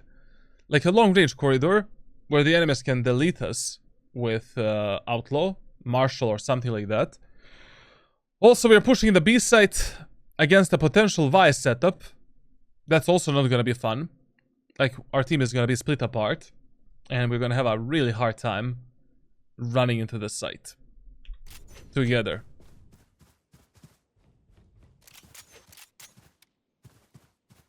And listen, like, I mean, this type of a peak, you should never be doing. Anyways, like this type of pathing, like when you're pathing through the B main area of the map, you always want to avoid this pathing here. Like this should be your primary way of moving into the, of taking the B main area of the map. So, with a classic pistol, if I just don't know, how do you expect to win this specific fight? Like, you need to hit 2 crazy shots to kill an enemy that is that far away. And even if you headshot that guy, like, I mean, a classic pistol only deals like 66 damage on this range of 30 and plus meters. I mean, you need 3 shots, 3 headshots. So if your team, if you already want to go through the B-main with your team, like path here, take this space, move into this angle, jump spot the enemies, let's move in. You know, we can jump spot them 2 times and do some kind of an execute. And if you're executing B site in these eco rounds through the B-main area of the map, always go for some aggressive play. Make sure that you have 2 smokes, 1 shot a step. You need to get into the face of the enemy team and apply some level of pressure. Like, do the generator smoke, maybe do the smoke in the middle of the site, and with this smoke, we should be teleporting either on site or below the site, and taking more space for our team, and trying to do something with it. Otherwise, if you just push in a default way, in this eco round, in a low elo lobby, God help us. Alarm bot out. Shadows traveling. Cover going out. Oh no, I left. You know, this is the problem. Like, you should be expecting that enemy Vice is playing B site. Anyways, in that first, like, when you're playing the first round of the match, the number 1 information that you should be gathering for yourself and for your team is how are the enemies positioning on the map in that first round. That information is the most important for you. Like, where is the enemy sentinel? Where is the enemy initiator? What type of utility they were using in the first round to fight us? And based on that info, we can make some kind of a plan for the future rounds. We know that Vice is the B player, because in the previous round she played B. I mean, we don't know, but that is the only information that we can use at this moment of time. And you cannot, like, look how easily your Jett actually pushed through the arcade. That is another mistake that happens a lot of times in low elo lobbies in Valorant. Like, players kind of leave the arcade open. They just guard it from tower. They never fight for it aggressively. And that is another reason why you should be prioritizing that area of the map early on in a match. This right now, God help us. Oh, no.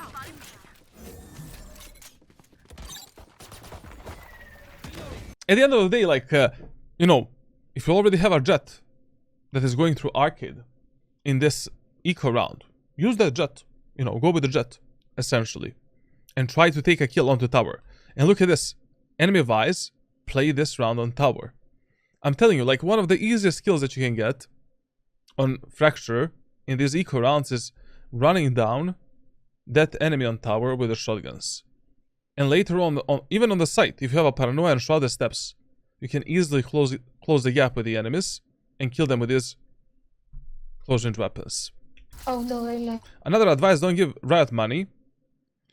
Well, that is true, to be honest. Like, don't be a degenerate skin Like, whoever buys skins in Valorant, but excessive amount of skins, he is mentally dent.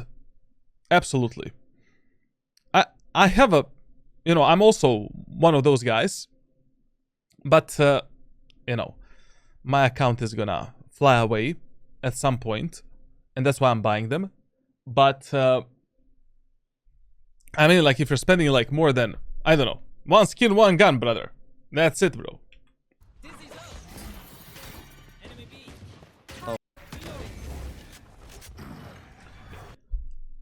I know what he wanted to do here. This is also not a bad play if your teammates want to push the B set in an eco round. So he's doing the same strategy that we talked about in the first round, just from the B main area of the map. But once again, you know, when you're doing this smoke, you need to give yourself a bit more gap right here so that you can teleport instead of that corner. And the enemies from the arcade, from the canteen, don't see you. Like, this is where you need to teleport, essentially. And, of course, this teleport is always a bit of a gamble. Like, you never know if an enemy is playing in that smoke, and you should not be using this teleport and this outplay in the full buy rounds. It is way too risky. But in eco rounds, in the first round as well, it's okay, because enemies don't know exactly what we're going to be doing and what is the purpose of this smoke if you're already going through the arcade, you know? And when you're going through the arcade, like, doing this teleport is a lot safer, because you can teleport much deeper instead of this corner, fully hidden from a potential enemy that is maybe here or, I don't know, like, anywhere in this area of the map.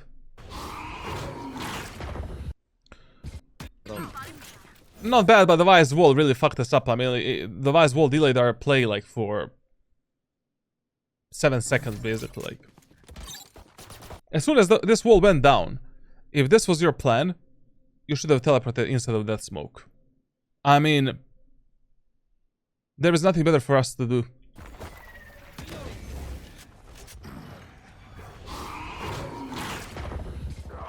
Okay.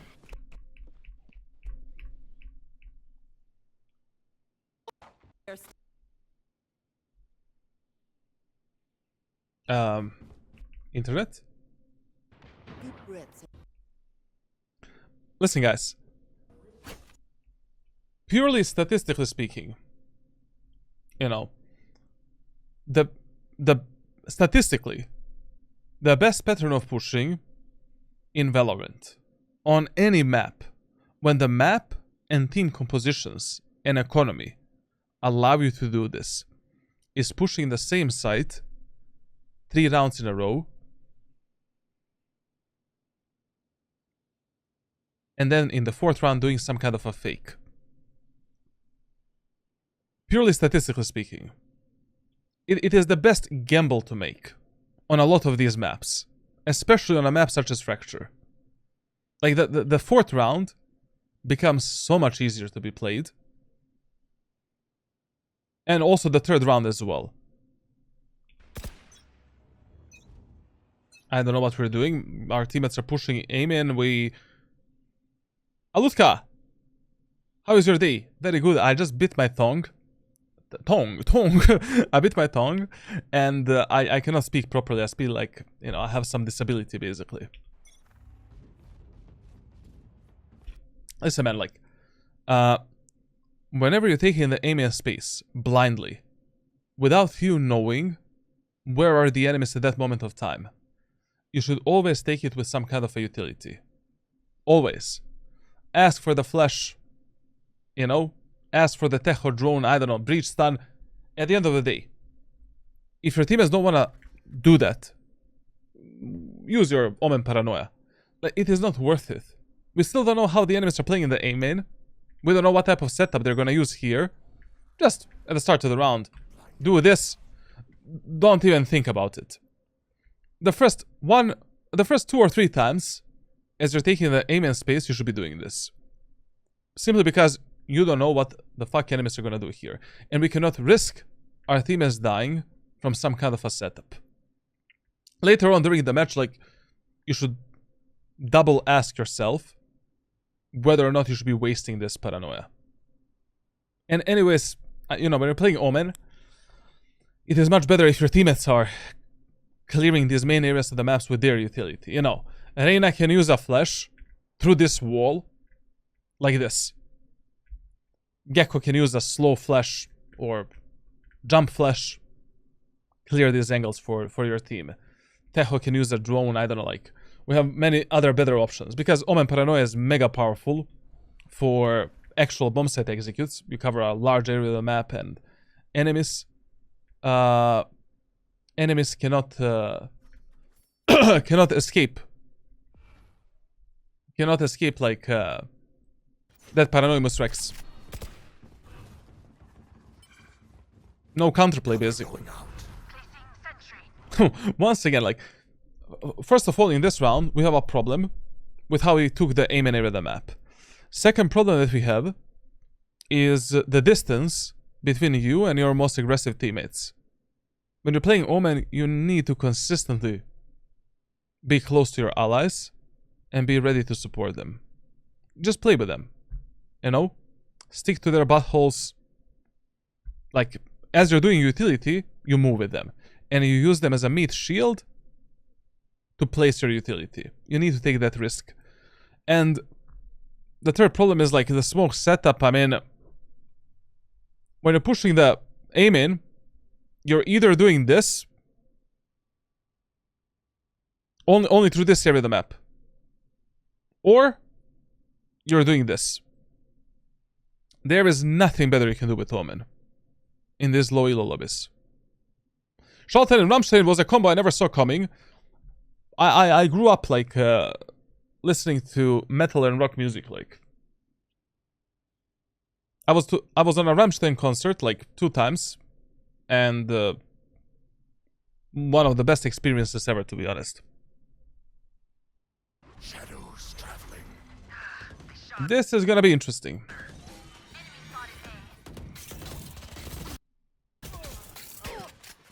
You should have teleported here. I would have gambled this teleport right now to support my jet. Yes, we don't know exactly where are the enemies, but you know, not taking an initiative right now, we're gambling with the life of this guy that is above us. What do you think about Fragpunk? Very good game, very fun to play, but it's gonna die. Like, that type of a game design cannot be super popular. I drop. Also, one more tip with Omen.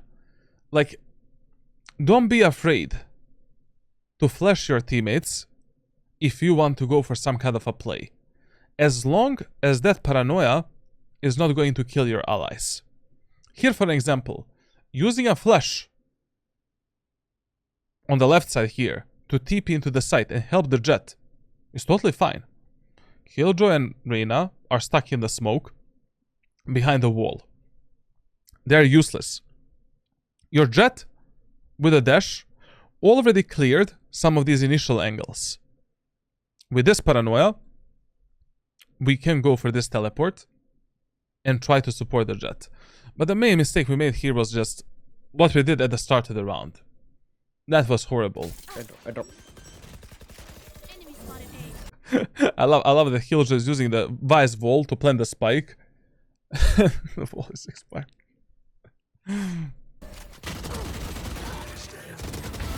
Spike down A.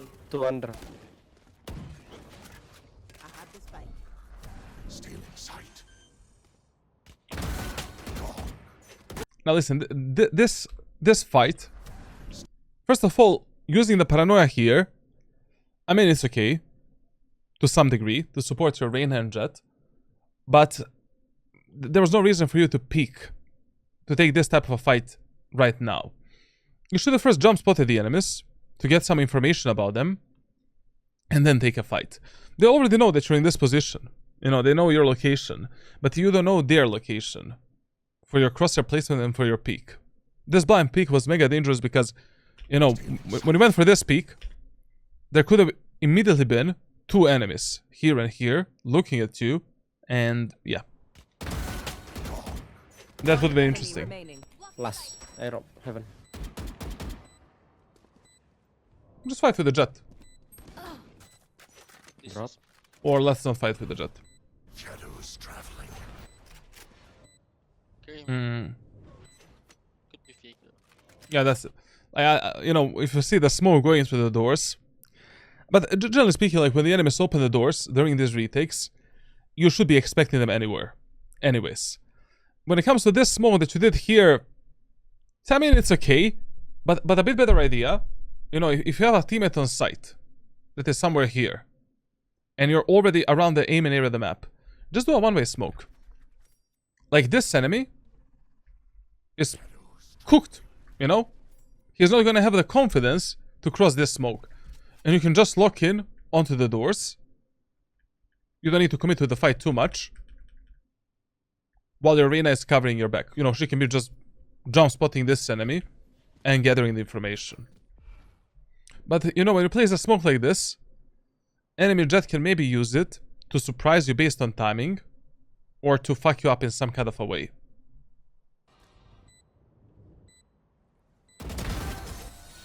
Nice.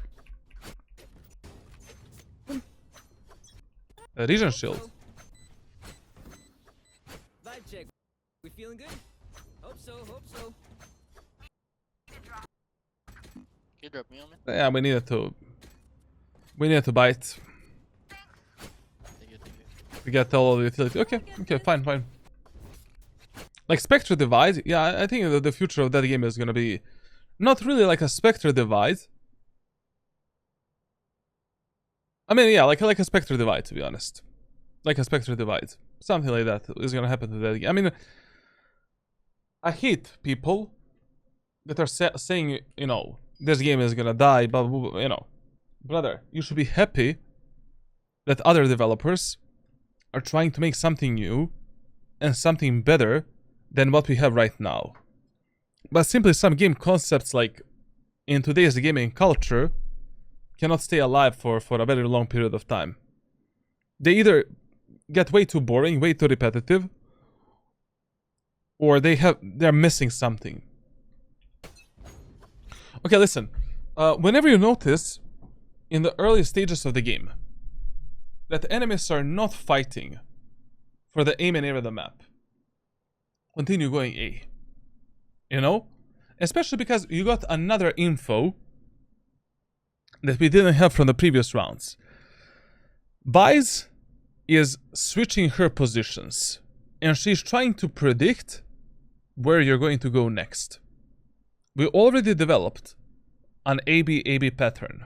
So if I was this wise, I would do a full-on setup on the B set right now and completely fuck you up.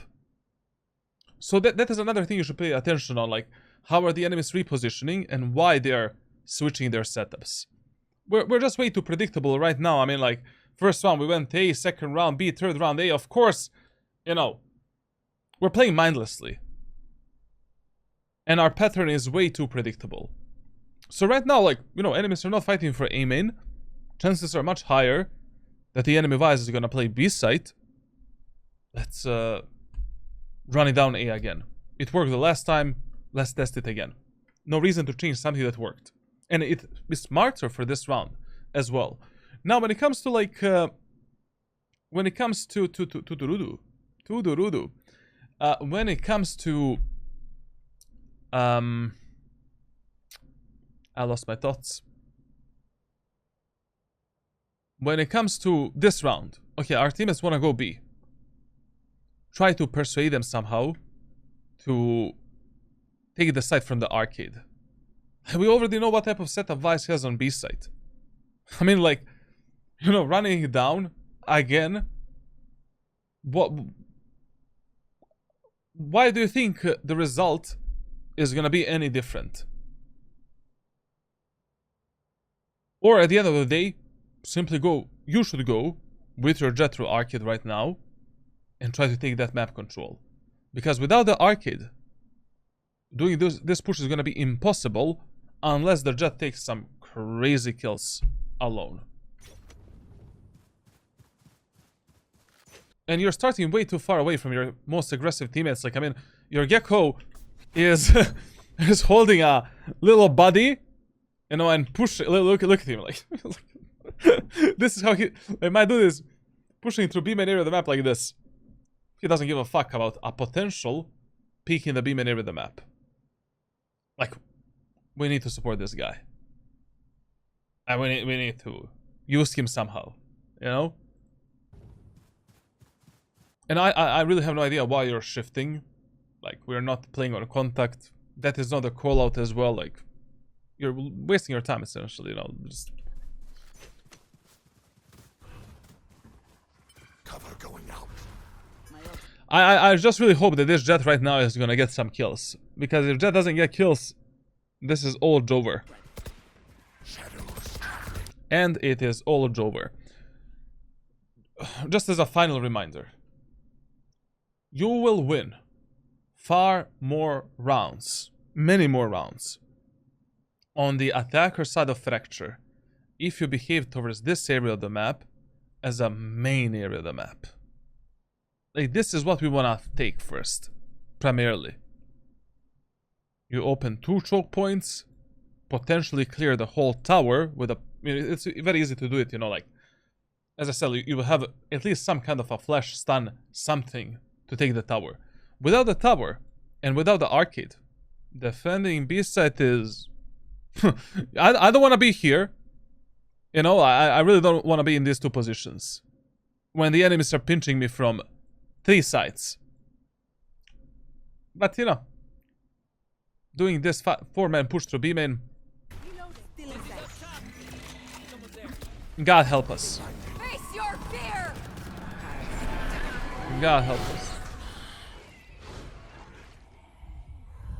A lot of the times, you know, during this match, God helps you a lot, to be honest. Like, Face your... no, this paranoia that you did here was totally fine. Really solid improvised paranoia. The enemy arena was on the left side, so there is no better place for you to do it anyways. Face your fear! It's okay. But remember one thing, like, your main priority on the attacker's side is never to plant the spike as soon as possible. Your main priority to do that is only if you have no more time to plant the spike, or you're playing some eco halberd round, or you're in some kind of a disadvantage. But even then, if enemies are already going for a fast retake, and they're trying to counter you, I mean, like Faye did the ultimate, someone is gonna push. Hold the gun in your hands and fight with your teammates. Be ready to fight. When everything is silent and there is no one else that you need to support, then plant the spike. And usually you should give this job in the hands of your teammates. Because while you're planting the spike, you're useless. Like, you're relying on this Reyna, on this Gecko and Killjoy to protect you and support you. Especially now, like, where we don't really hear or see where the enemies are coming from. Oof, that was nasty. 1 enemy remaining. Can they be heaven? No, because Jet came through the arcade onto the tower, and only Reyna was tower, and we killed the Reyna. But this Vice right now, she can be anywhere. Let Gecko, yeah, literally, like, I'm so tired. I didn't, like, just let the Gecko plant, bro. Like, give Gecko rather like the spike, man.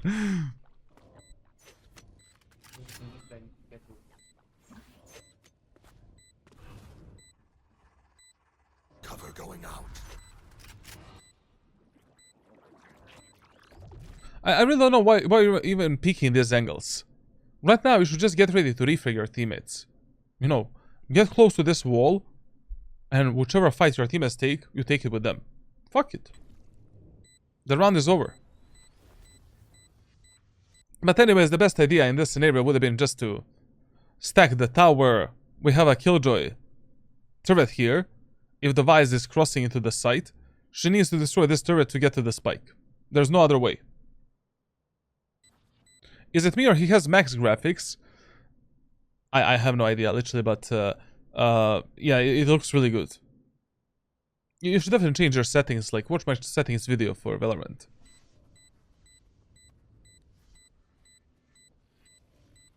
Too many details, too many elements, man. Like, you wanna go with the gecko?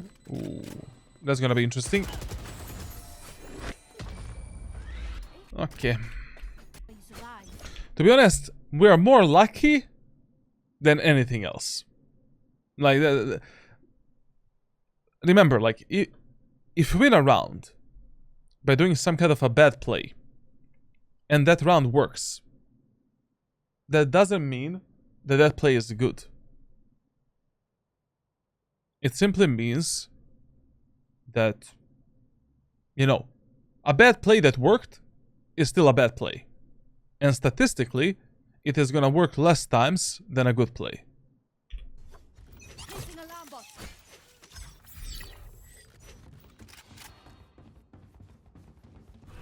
By the way, so sorry, I don't know why I'm making this type of a face. Like, yeah, I mean, we saw that enemies are not fighting for the aim area of the map, so wasting our paranoia for this space, not worth it. But once again, we have a problem. You need to speed up a bit and follow this jet a bit more aggressively. Turret out. Shadows traveling. Shadows traveling. And once again, you need to change your smoke setups on the A side based on how we are pushing. Like, okay, we're pushing now from the A main area of the map and from the dish. We're smoking the CT and sands. That's it. We need to do that. Enemy spotted. A. But, you know, your teammates essentially don't drop your smokes way too fast when you're doing executes on fracture. You know, still make sure that you're supporting your teammates, but they need to be based on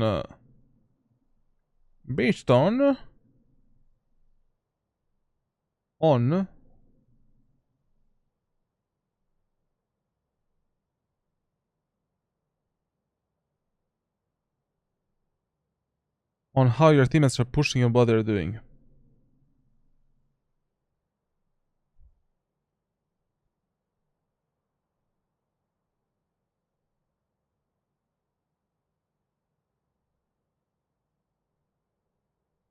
Sorry guys, just a moment, I need to see something.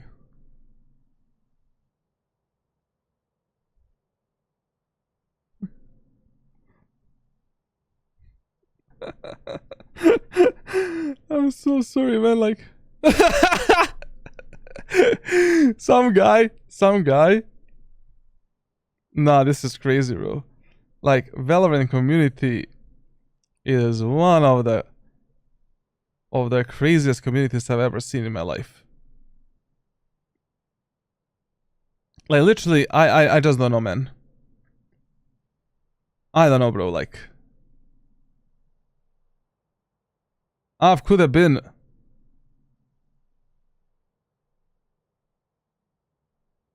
So, sorry, like, one guy on Twitter made a thread of people that make the Valorant community awful and why they need to be removed. only in Valorant community, you know, like you can have something like that. But to be honest, like, you know, who's at fault here? Like, Riot Games is creating this type of a community. Like, every Riot game is a fucking shit show.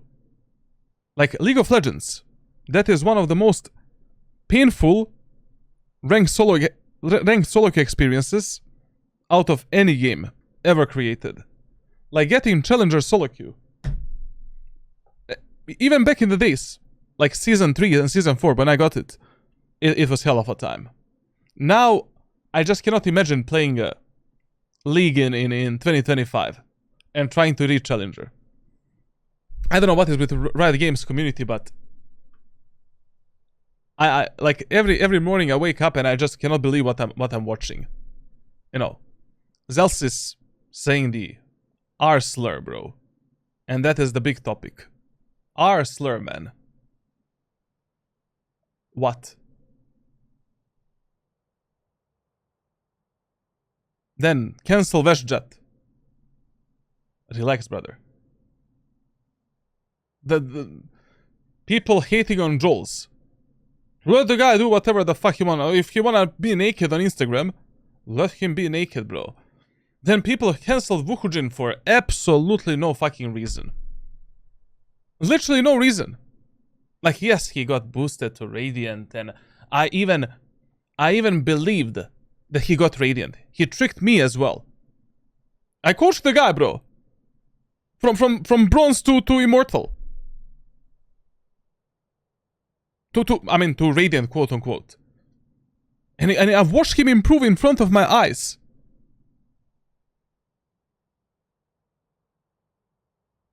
And he did that. Okay, but still no problem. Like, the guy made so many good videos, so much educational content, improved so many players for free. Yes, I mean, he was earning money through Discord subs and stuff like that, and generally from all of the subs and shit like that. But I don't know how much of a value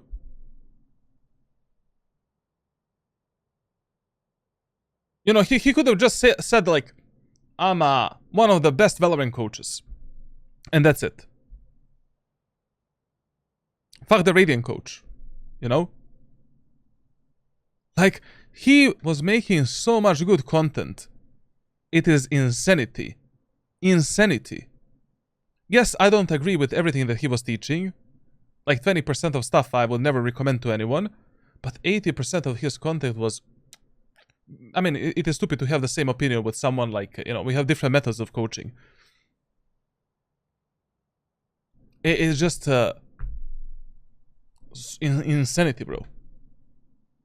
Then people hating on Muda.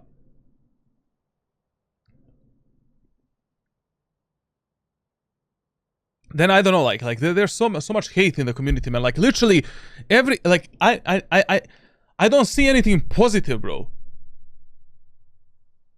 Nothing positive. Like, there was not a day where I woke up for like, what is positive? Then Tenz makes a video. Oh, Tenz is a washed up guy. Every day he's changing sensitivity and changing opinions. So what? So is that your life? To hate on someone? How much free time do you have, brother? But it is just meaningless hate, you know? Like, I don't know. For example, when someone is a predator, a fucking pedo, I mean, that's, you know, then we can discuss it, you know? Or a molester or something like that. Then we need to have a serious talk. But,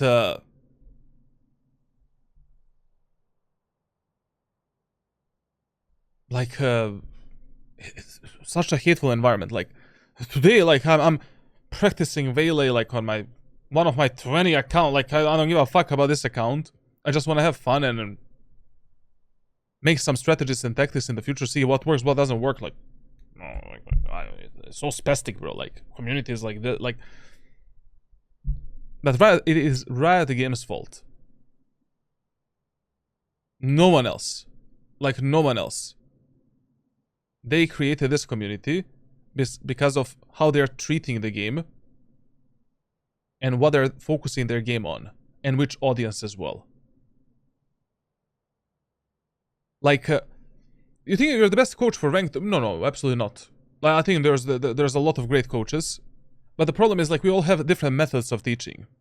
You know, what is really important for a player is to find a coach that suits him the best.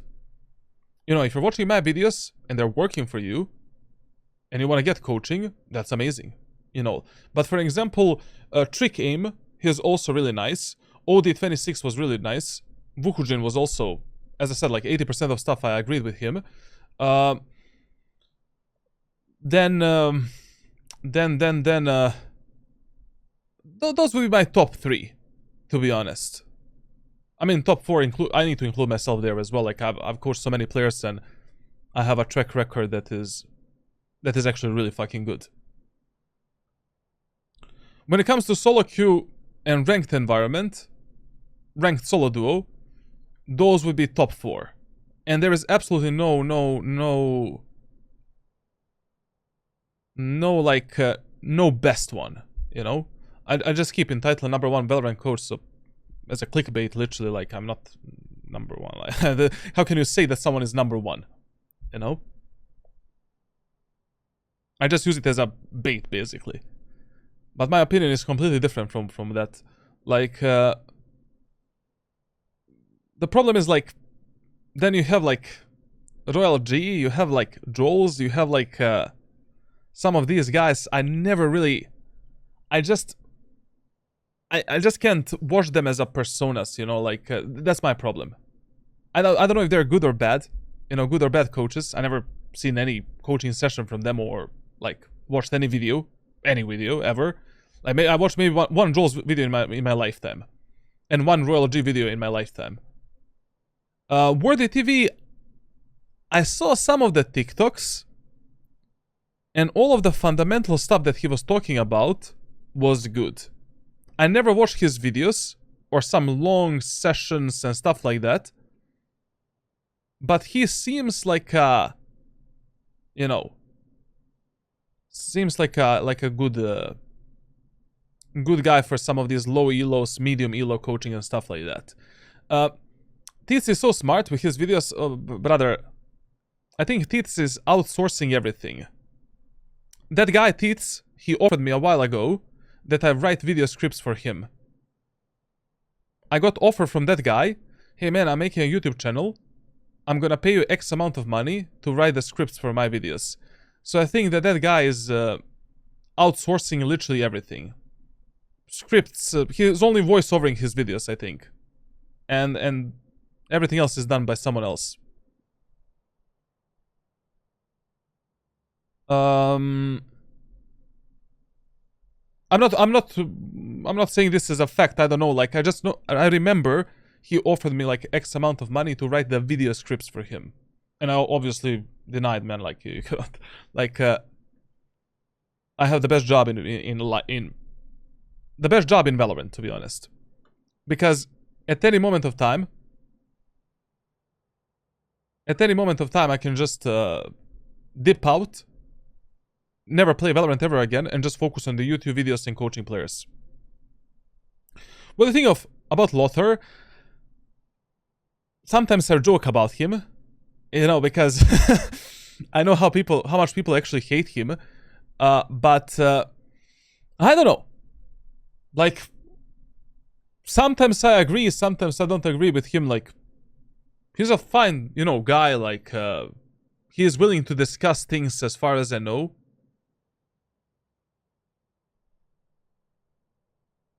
I don't know. Like,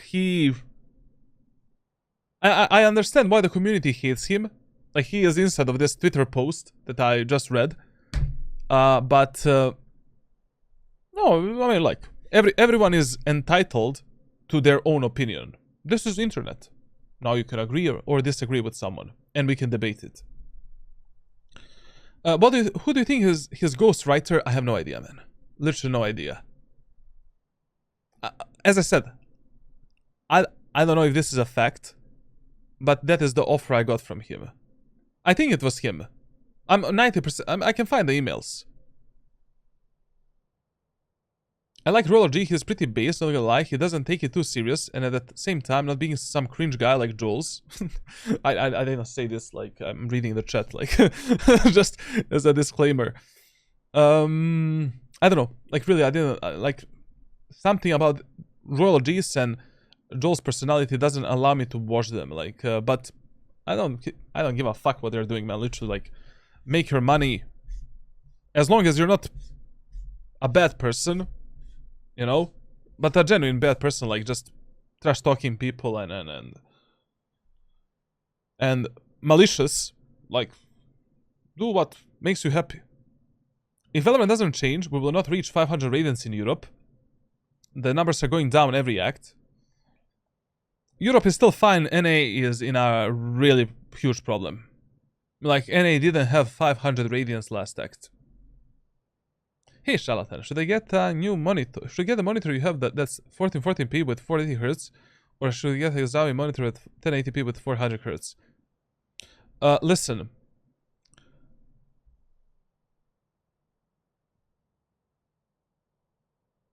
I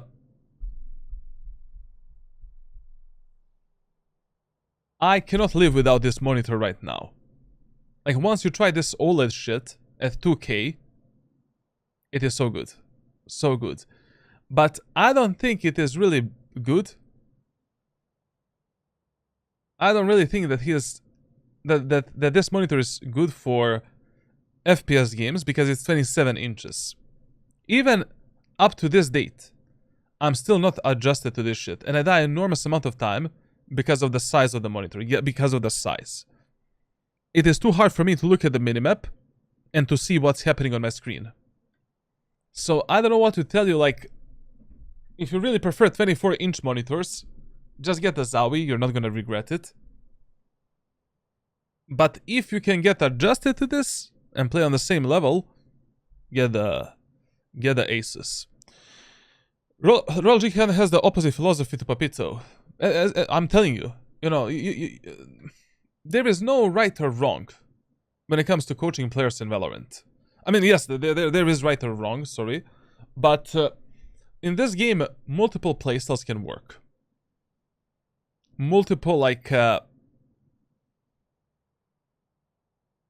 agents can work. You can improve players with on multiple different levels. Like, that is why when it comes to ranked coaching, there will never be someone that is the best Valorant coach ever to exist. Never. Ever. Ever. You just need to find a coach that works for your playstyle, for your strengths and weaknesses, and which mindset you prefer the most. You know, who suits you the best, essentially. And that's it. I mean, there are absolutely some terrible advices, like left and right, but usually it is not that bad. Like, it's not gonna hurt you that much.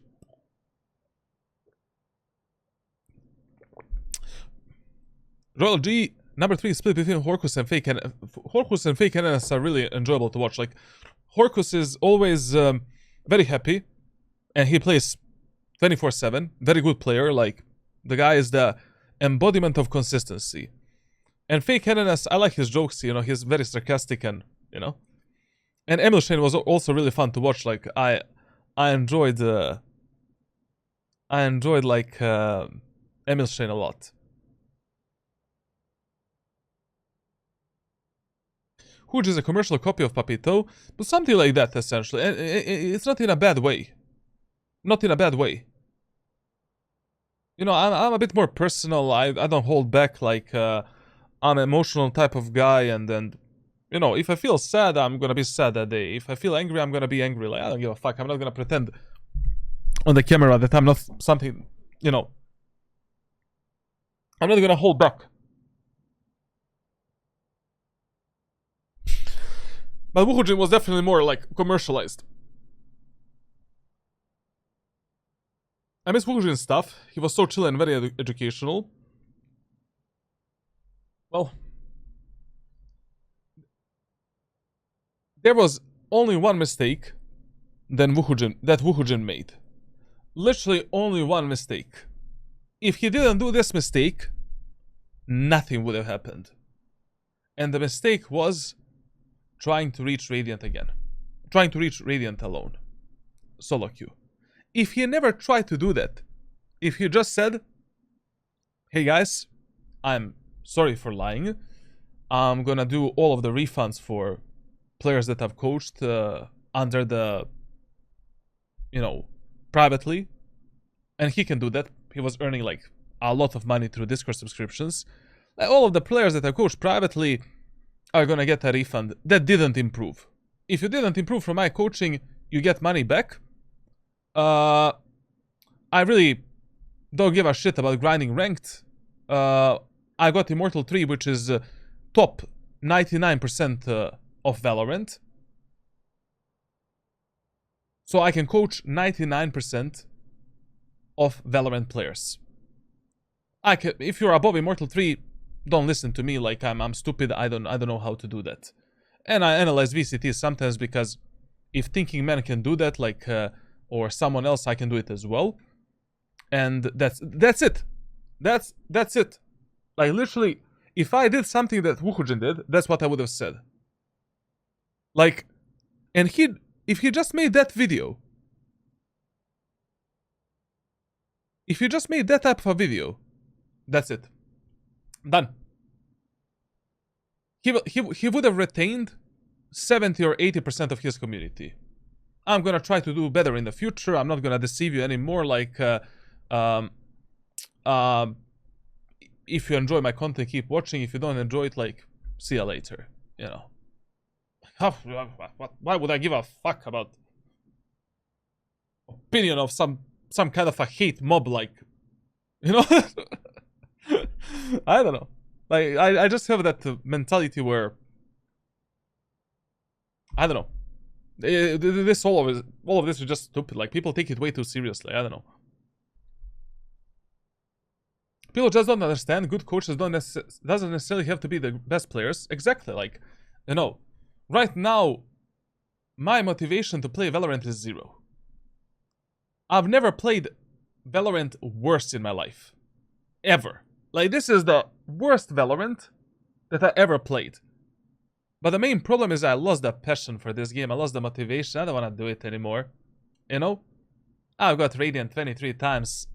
Like, I have gut problems. I have stress problems. I have like I developed a chronic disease, like, because of the stress in the last 5 years. I have a chronic fucking disease from doing this job. That this allows me to play, like, properly.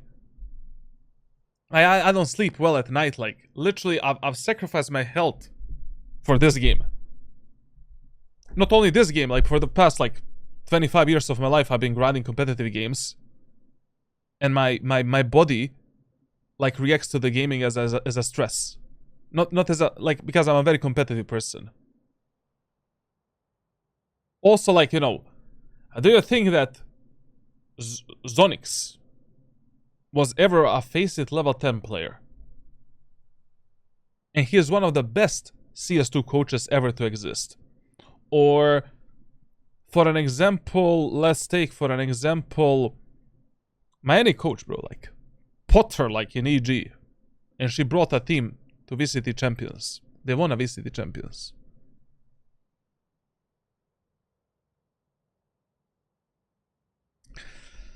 People are just very, like, also there's a lot of kids in the community. And weird people. No, yeah. There are good players that are now coaches. You know. That's what I'm right now. I got Radiant 23 times. I really cannot grind the game anymore. Maybe in the future I'm gonna have, like, a mental power, mental capacity, or a willpower to grind. If they give me some money for playing this game or better rewards, I'll do it 100%. Like, I have something to... I need a challenge. Always, I need a challenge. I'm hungry for challenges. But a gun body is not enough for me. Like, sorry, man. Like, and we completed a lot of different challenges already. Blade, yeah, like, I mean, that's a good example of a player turned into a coach. But Blade, at the end of his career in CSGO, he played like shit. Like, absolute dog shit. Like, he really squeezed every inch of his career. That's what usually happens, you know, like, when you become too old to grind, like, you just turn into a coach and that's it. No worries. No problemo. No stresso. It's gonna be espresso.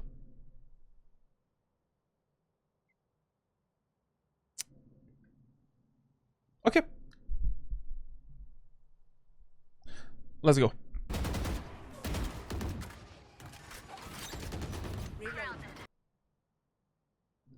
Listen, one more tip, like, if you're already doing some kind of a split onto the A site, through the aim and area of the map, primarily try to support your teammates that are going through the sands. Especially if there is a chance for your spike carrier to go there as well. Like, your teammates in the sense area of the map have much higher chances of dying rather than your teammates in Omen. I mean, the chances are kind of equal, but in ranked solo queue, not really. So, you know, at least what you can do when you're going through the sense with your teammates, you can delay the enemy's peak a bit while we are taking the space here and while we are fighting the enemies here.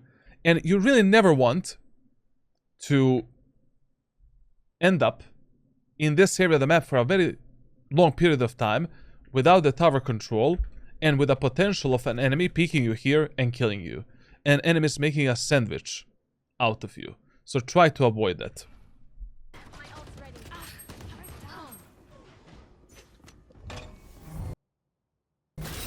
Maybe could go B, Omen go B. Go run B, run B, run B fast. Could go B, Omen. Did you hear that fade?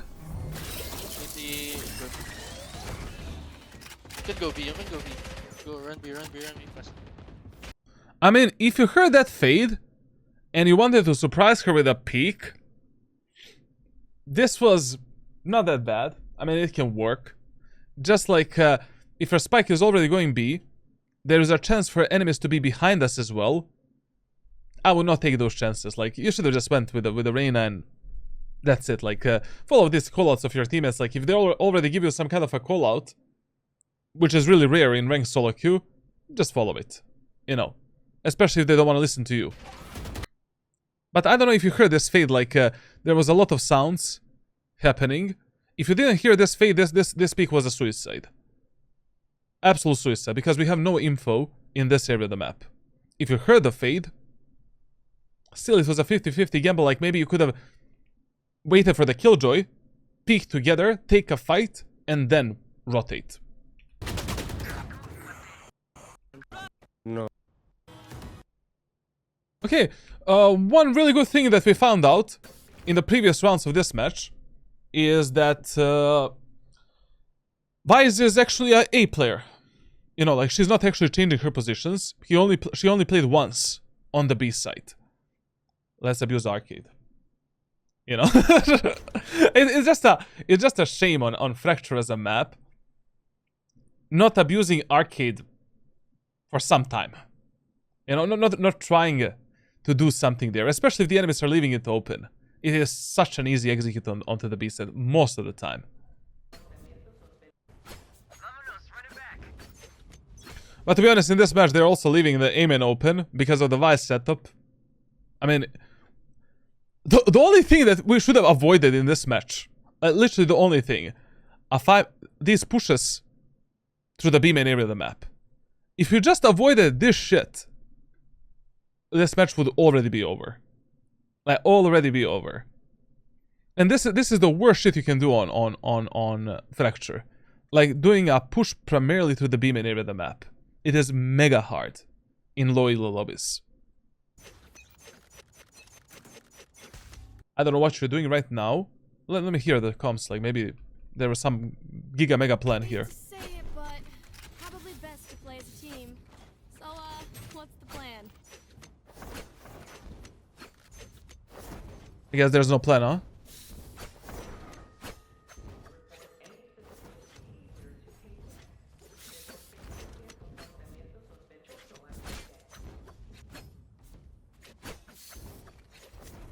Listen, if there is no plan in your team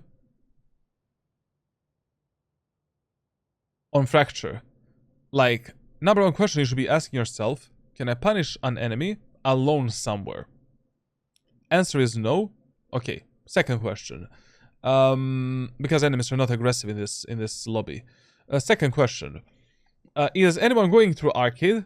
Can we maybe open arcade and apply the pressure there? The answer is yes. Gecko is there. Go with the Gecko. You don't want to go with the Gecko. Go with the spike carrier through the aim. And I mean, to be honest, in this round, once again, the best idea for you would be to go through the arcade. Because your spike carrier is primarily going through the B main area of the map, and your teammates are more focused on B in this round. When you have the Omen's ultimate, it doesn't matter that much if you're playing with the spike carrier or not. Because at any moment of time, even if your teammates make a mistake and they sell the spike to the enemy team, they can just pick it, you know, you can just pick it up and reset the round completely. Watch this.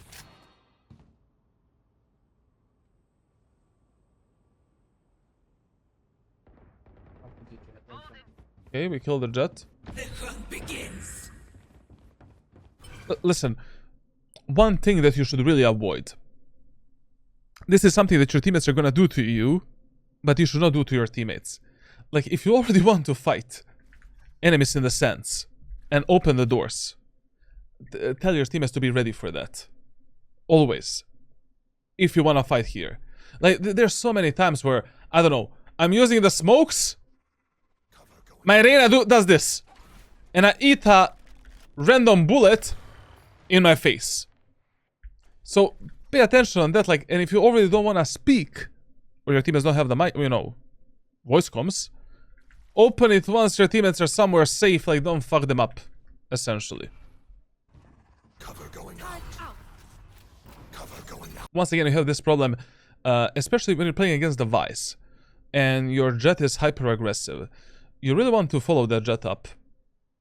Like, because when the jet activates the Vice wall, she's alone on the site.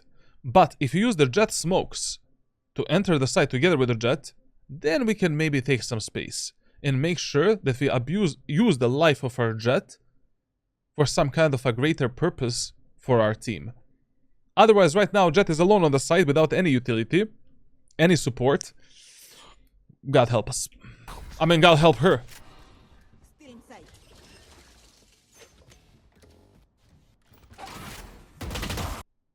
Why? You know, what's the purpose of this? Like, your team has took the site control for free. No one is on the ace set. We're about to play the spike right now. Why do you want to force a 50-50 1v1 fight for no reason? You have a paranoia, 2 shot steps, and an ultimate. 1 smoke recharging in 20 seconds. You have everything to take a fight that is working in your favor right now. Maybe wait for this Vice to drop down onto the sands. Use a paranoia, take a kill, that's it. You don't even need to do anything right now. Just, you know, hold our backs. We have a turret that is guarding the doors. Enemies open the doors. Paranoia close. Enemies are dead. Enemies are pressuring our teammates. Here, somewhere, anywhere. With a paranoia, we can support them everywhere. And then connect with them. Why would you force this 1v1 fight? In a numbers advantage, with the site open, and with your teammates, you know, like, still alive on the site.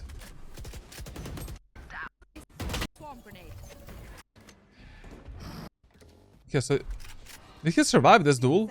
Like, is this round? Yeah, it's 10-7, right?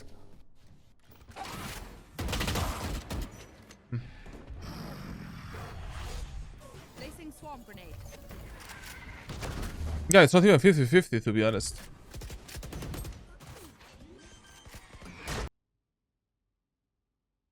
And why are you all of a sudden focused for your back? Like, your teammates are dying in front of you. You still have a paranoia to support them and to pressure the enemies back and fight them. Did he hear someone? Blinding. Solid paranoia. But you should have said to your Gecko to peek with that paranoia, because Gecko has an amazing position. But anyways, he flashed the enemies as well, so easy kills, right? It's all you, little homie! Well, that was a Gecko ultimate. And this type of a problem you also had in a few rounds on the defender side. You never have any safety in your gameplay. Like, a lot of times your teammates are safe. I mean, they can refrag you, but you don't know in this elo if they're gonna do that. And you just swing the angles, like, you're fully open, you know. You're forcing yourself into the fights. And you're playing Omen. Like, the whole point of Omen is his outplays. And using his utility to create a favorable fights. To make the enemies guess. Did I teleport left? Did I teleport right? Above? Below? Where the fuck am I? You know, abusing the shotguns and guns like that. If you want to play like this, play Clove, essentially. But not even with Clove, you should be doing something like this. Again, with this shit, you know, don't take this fight. It is never working in a favor of a guy that is speaking here. Way too dangerous fight. Enemies can be on so many different vertical levels. If they're holding you with an op or something, just don't do it. Just don't do it. Can we have a spike in the hands of Gecko for 1 round? Like, we have a Gecko in team. Gecko never held a spike. Like, Wingman is on a vacation, you know. Wait, for the killjoy. Reloading.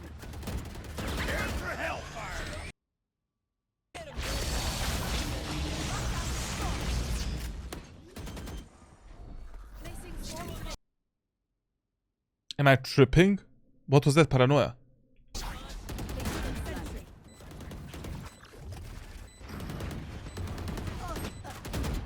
This was a solid repositioning because it is easier to take the fights with your teammates from this spot. I love this a lot. I just don't understand the paranoia. Like, you heard the Brimstone using a steam beacon in the CT. You didn't hear a guy here close. What was that Brim ult? To destroy the Killjoy's ultimate. But it was way too late.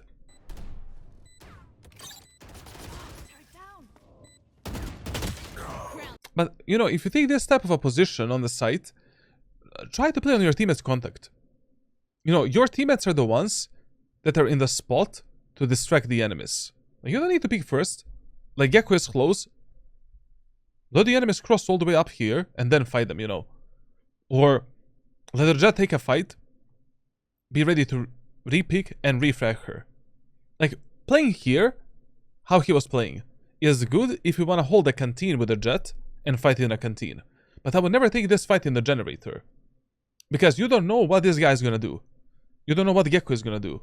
Is he gonna peek or not? Like, it's better to always let this guy peek first, and then you peek together with him.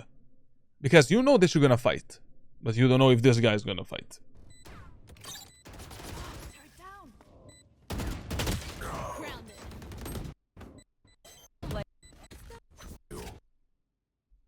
Crazy rounds.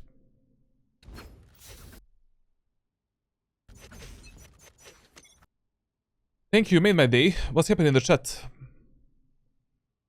What is the name of the song in the background? I don't know.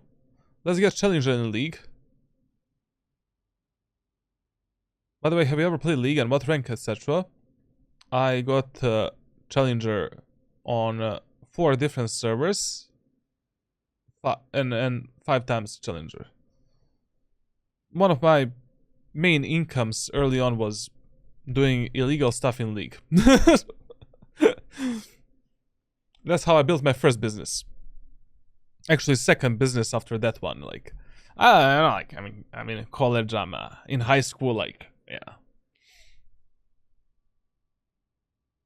Like, Sinja had somewhat of the same experience, started abusing alcohol, his mental state went shit, and he stopped streaming altogether for a year or so.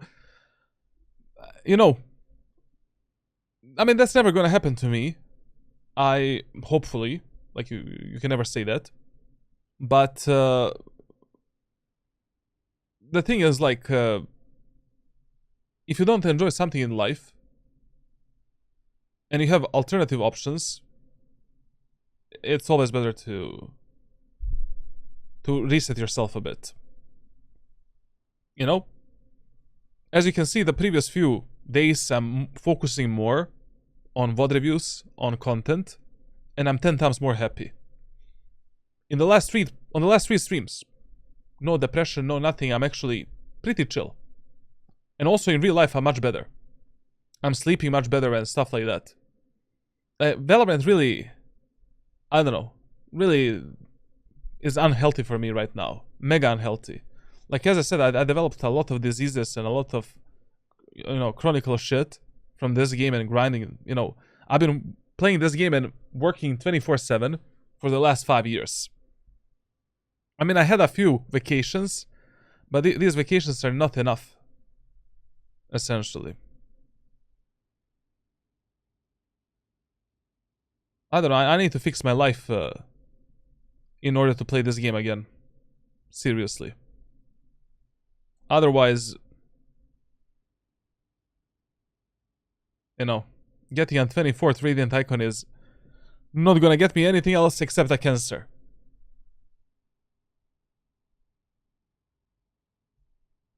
This year is gonna be super good for you. Lots of travel plans ahead and good strategies, content, and more. Yeah, I mean, like, it didn't start that well, but it didn't start that bad as well.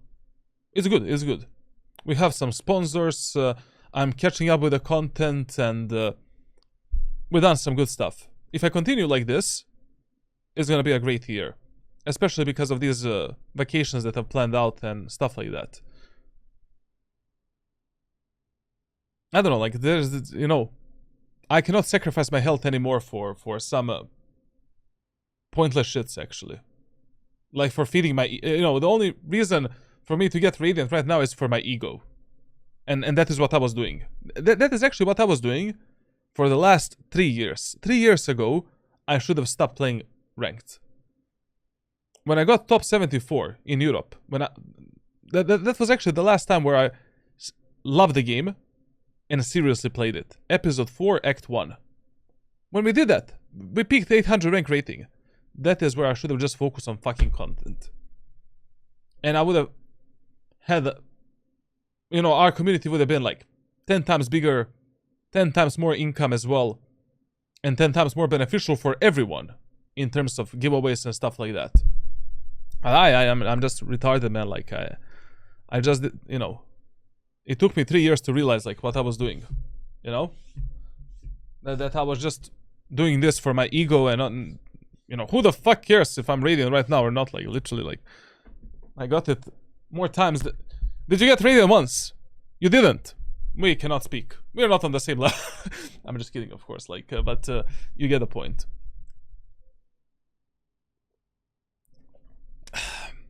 Marvel Rebels makes me to become a serial killer, IRL. I don't know, that game is chill for me, like, I like it a lot. Even when I lose, I kind of win mentally. It's not like Valorant. In a year, you would hope that you started taking a break today.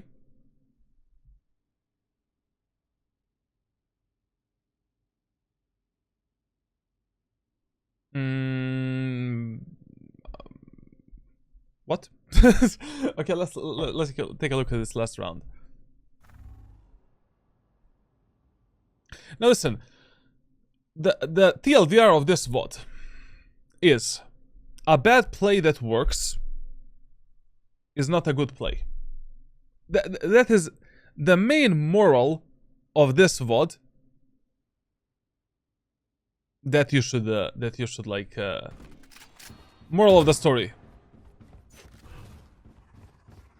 Cover going out.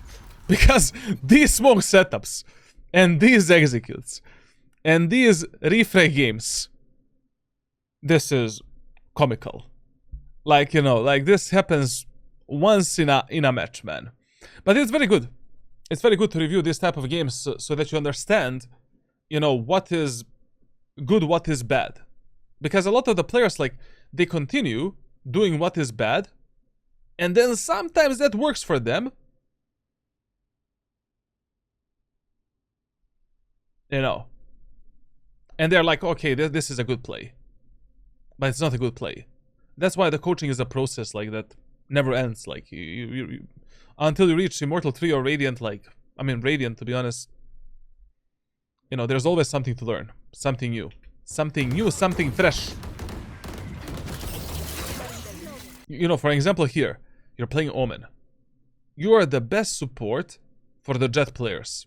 I've never seen you use the Jet smoke and execute to enter the site together with her. Ever. Once. And you need to do that if you're playing against the Vice. Otherwise, Jet is alone and... Ameno.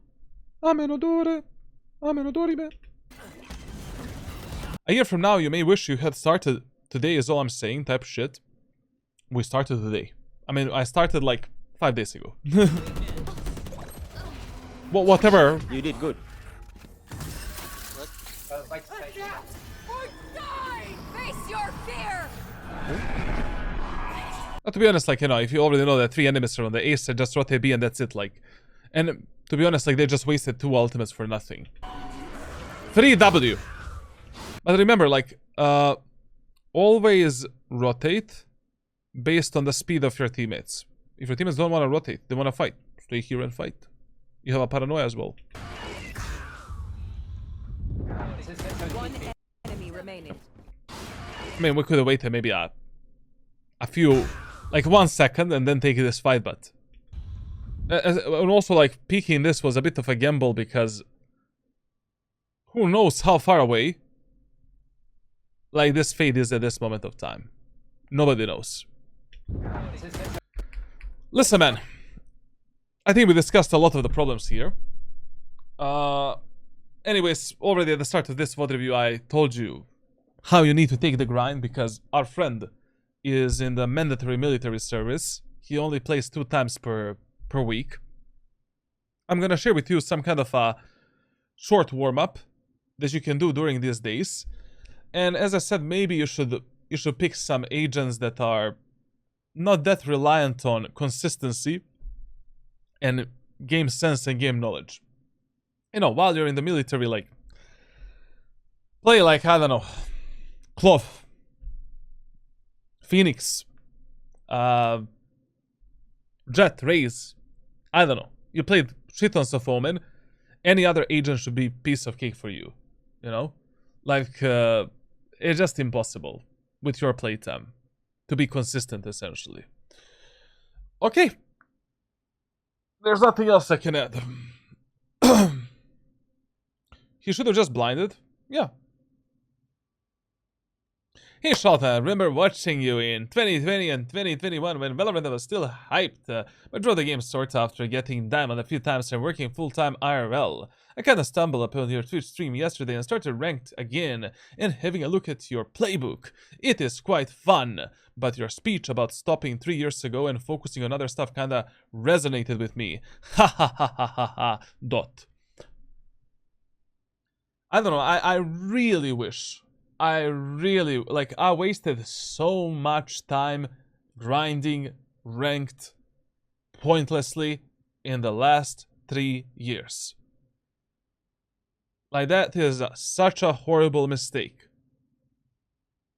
Like, as soon as I saw what Wuhujin made in a year, you know, like, that's your calling, brother. That's your calling, man. Like, in episode 9, in episode 4, act 1, I already reached 13 times Radiant. Or 14. 13 or 14. Plus I reached my peak, 800 rank rating and top 75 Europe. Done. Out. No more rank for you. You nasty, addicted motherfucker. Make a content for others. You know? Now it's time for you to reach Radiant. Think about it. You know, done. Thank you for watching. We'll talk, you know, hierarchy, like, in private messages.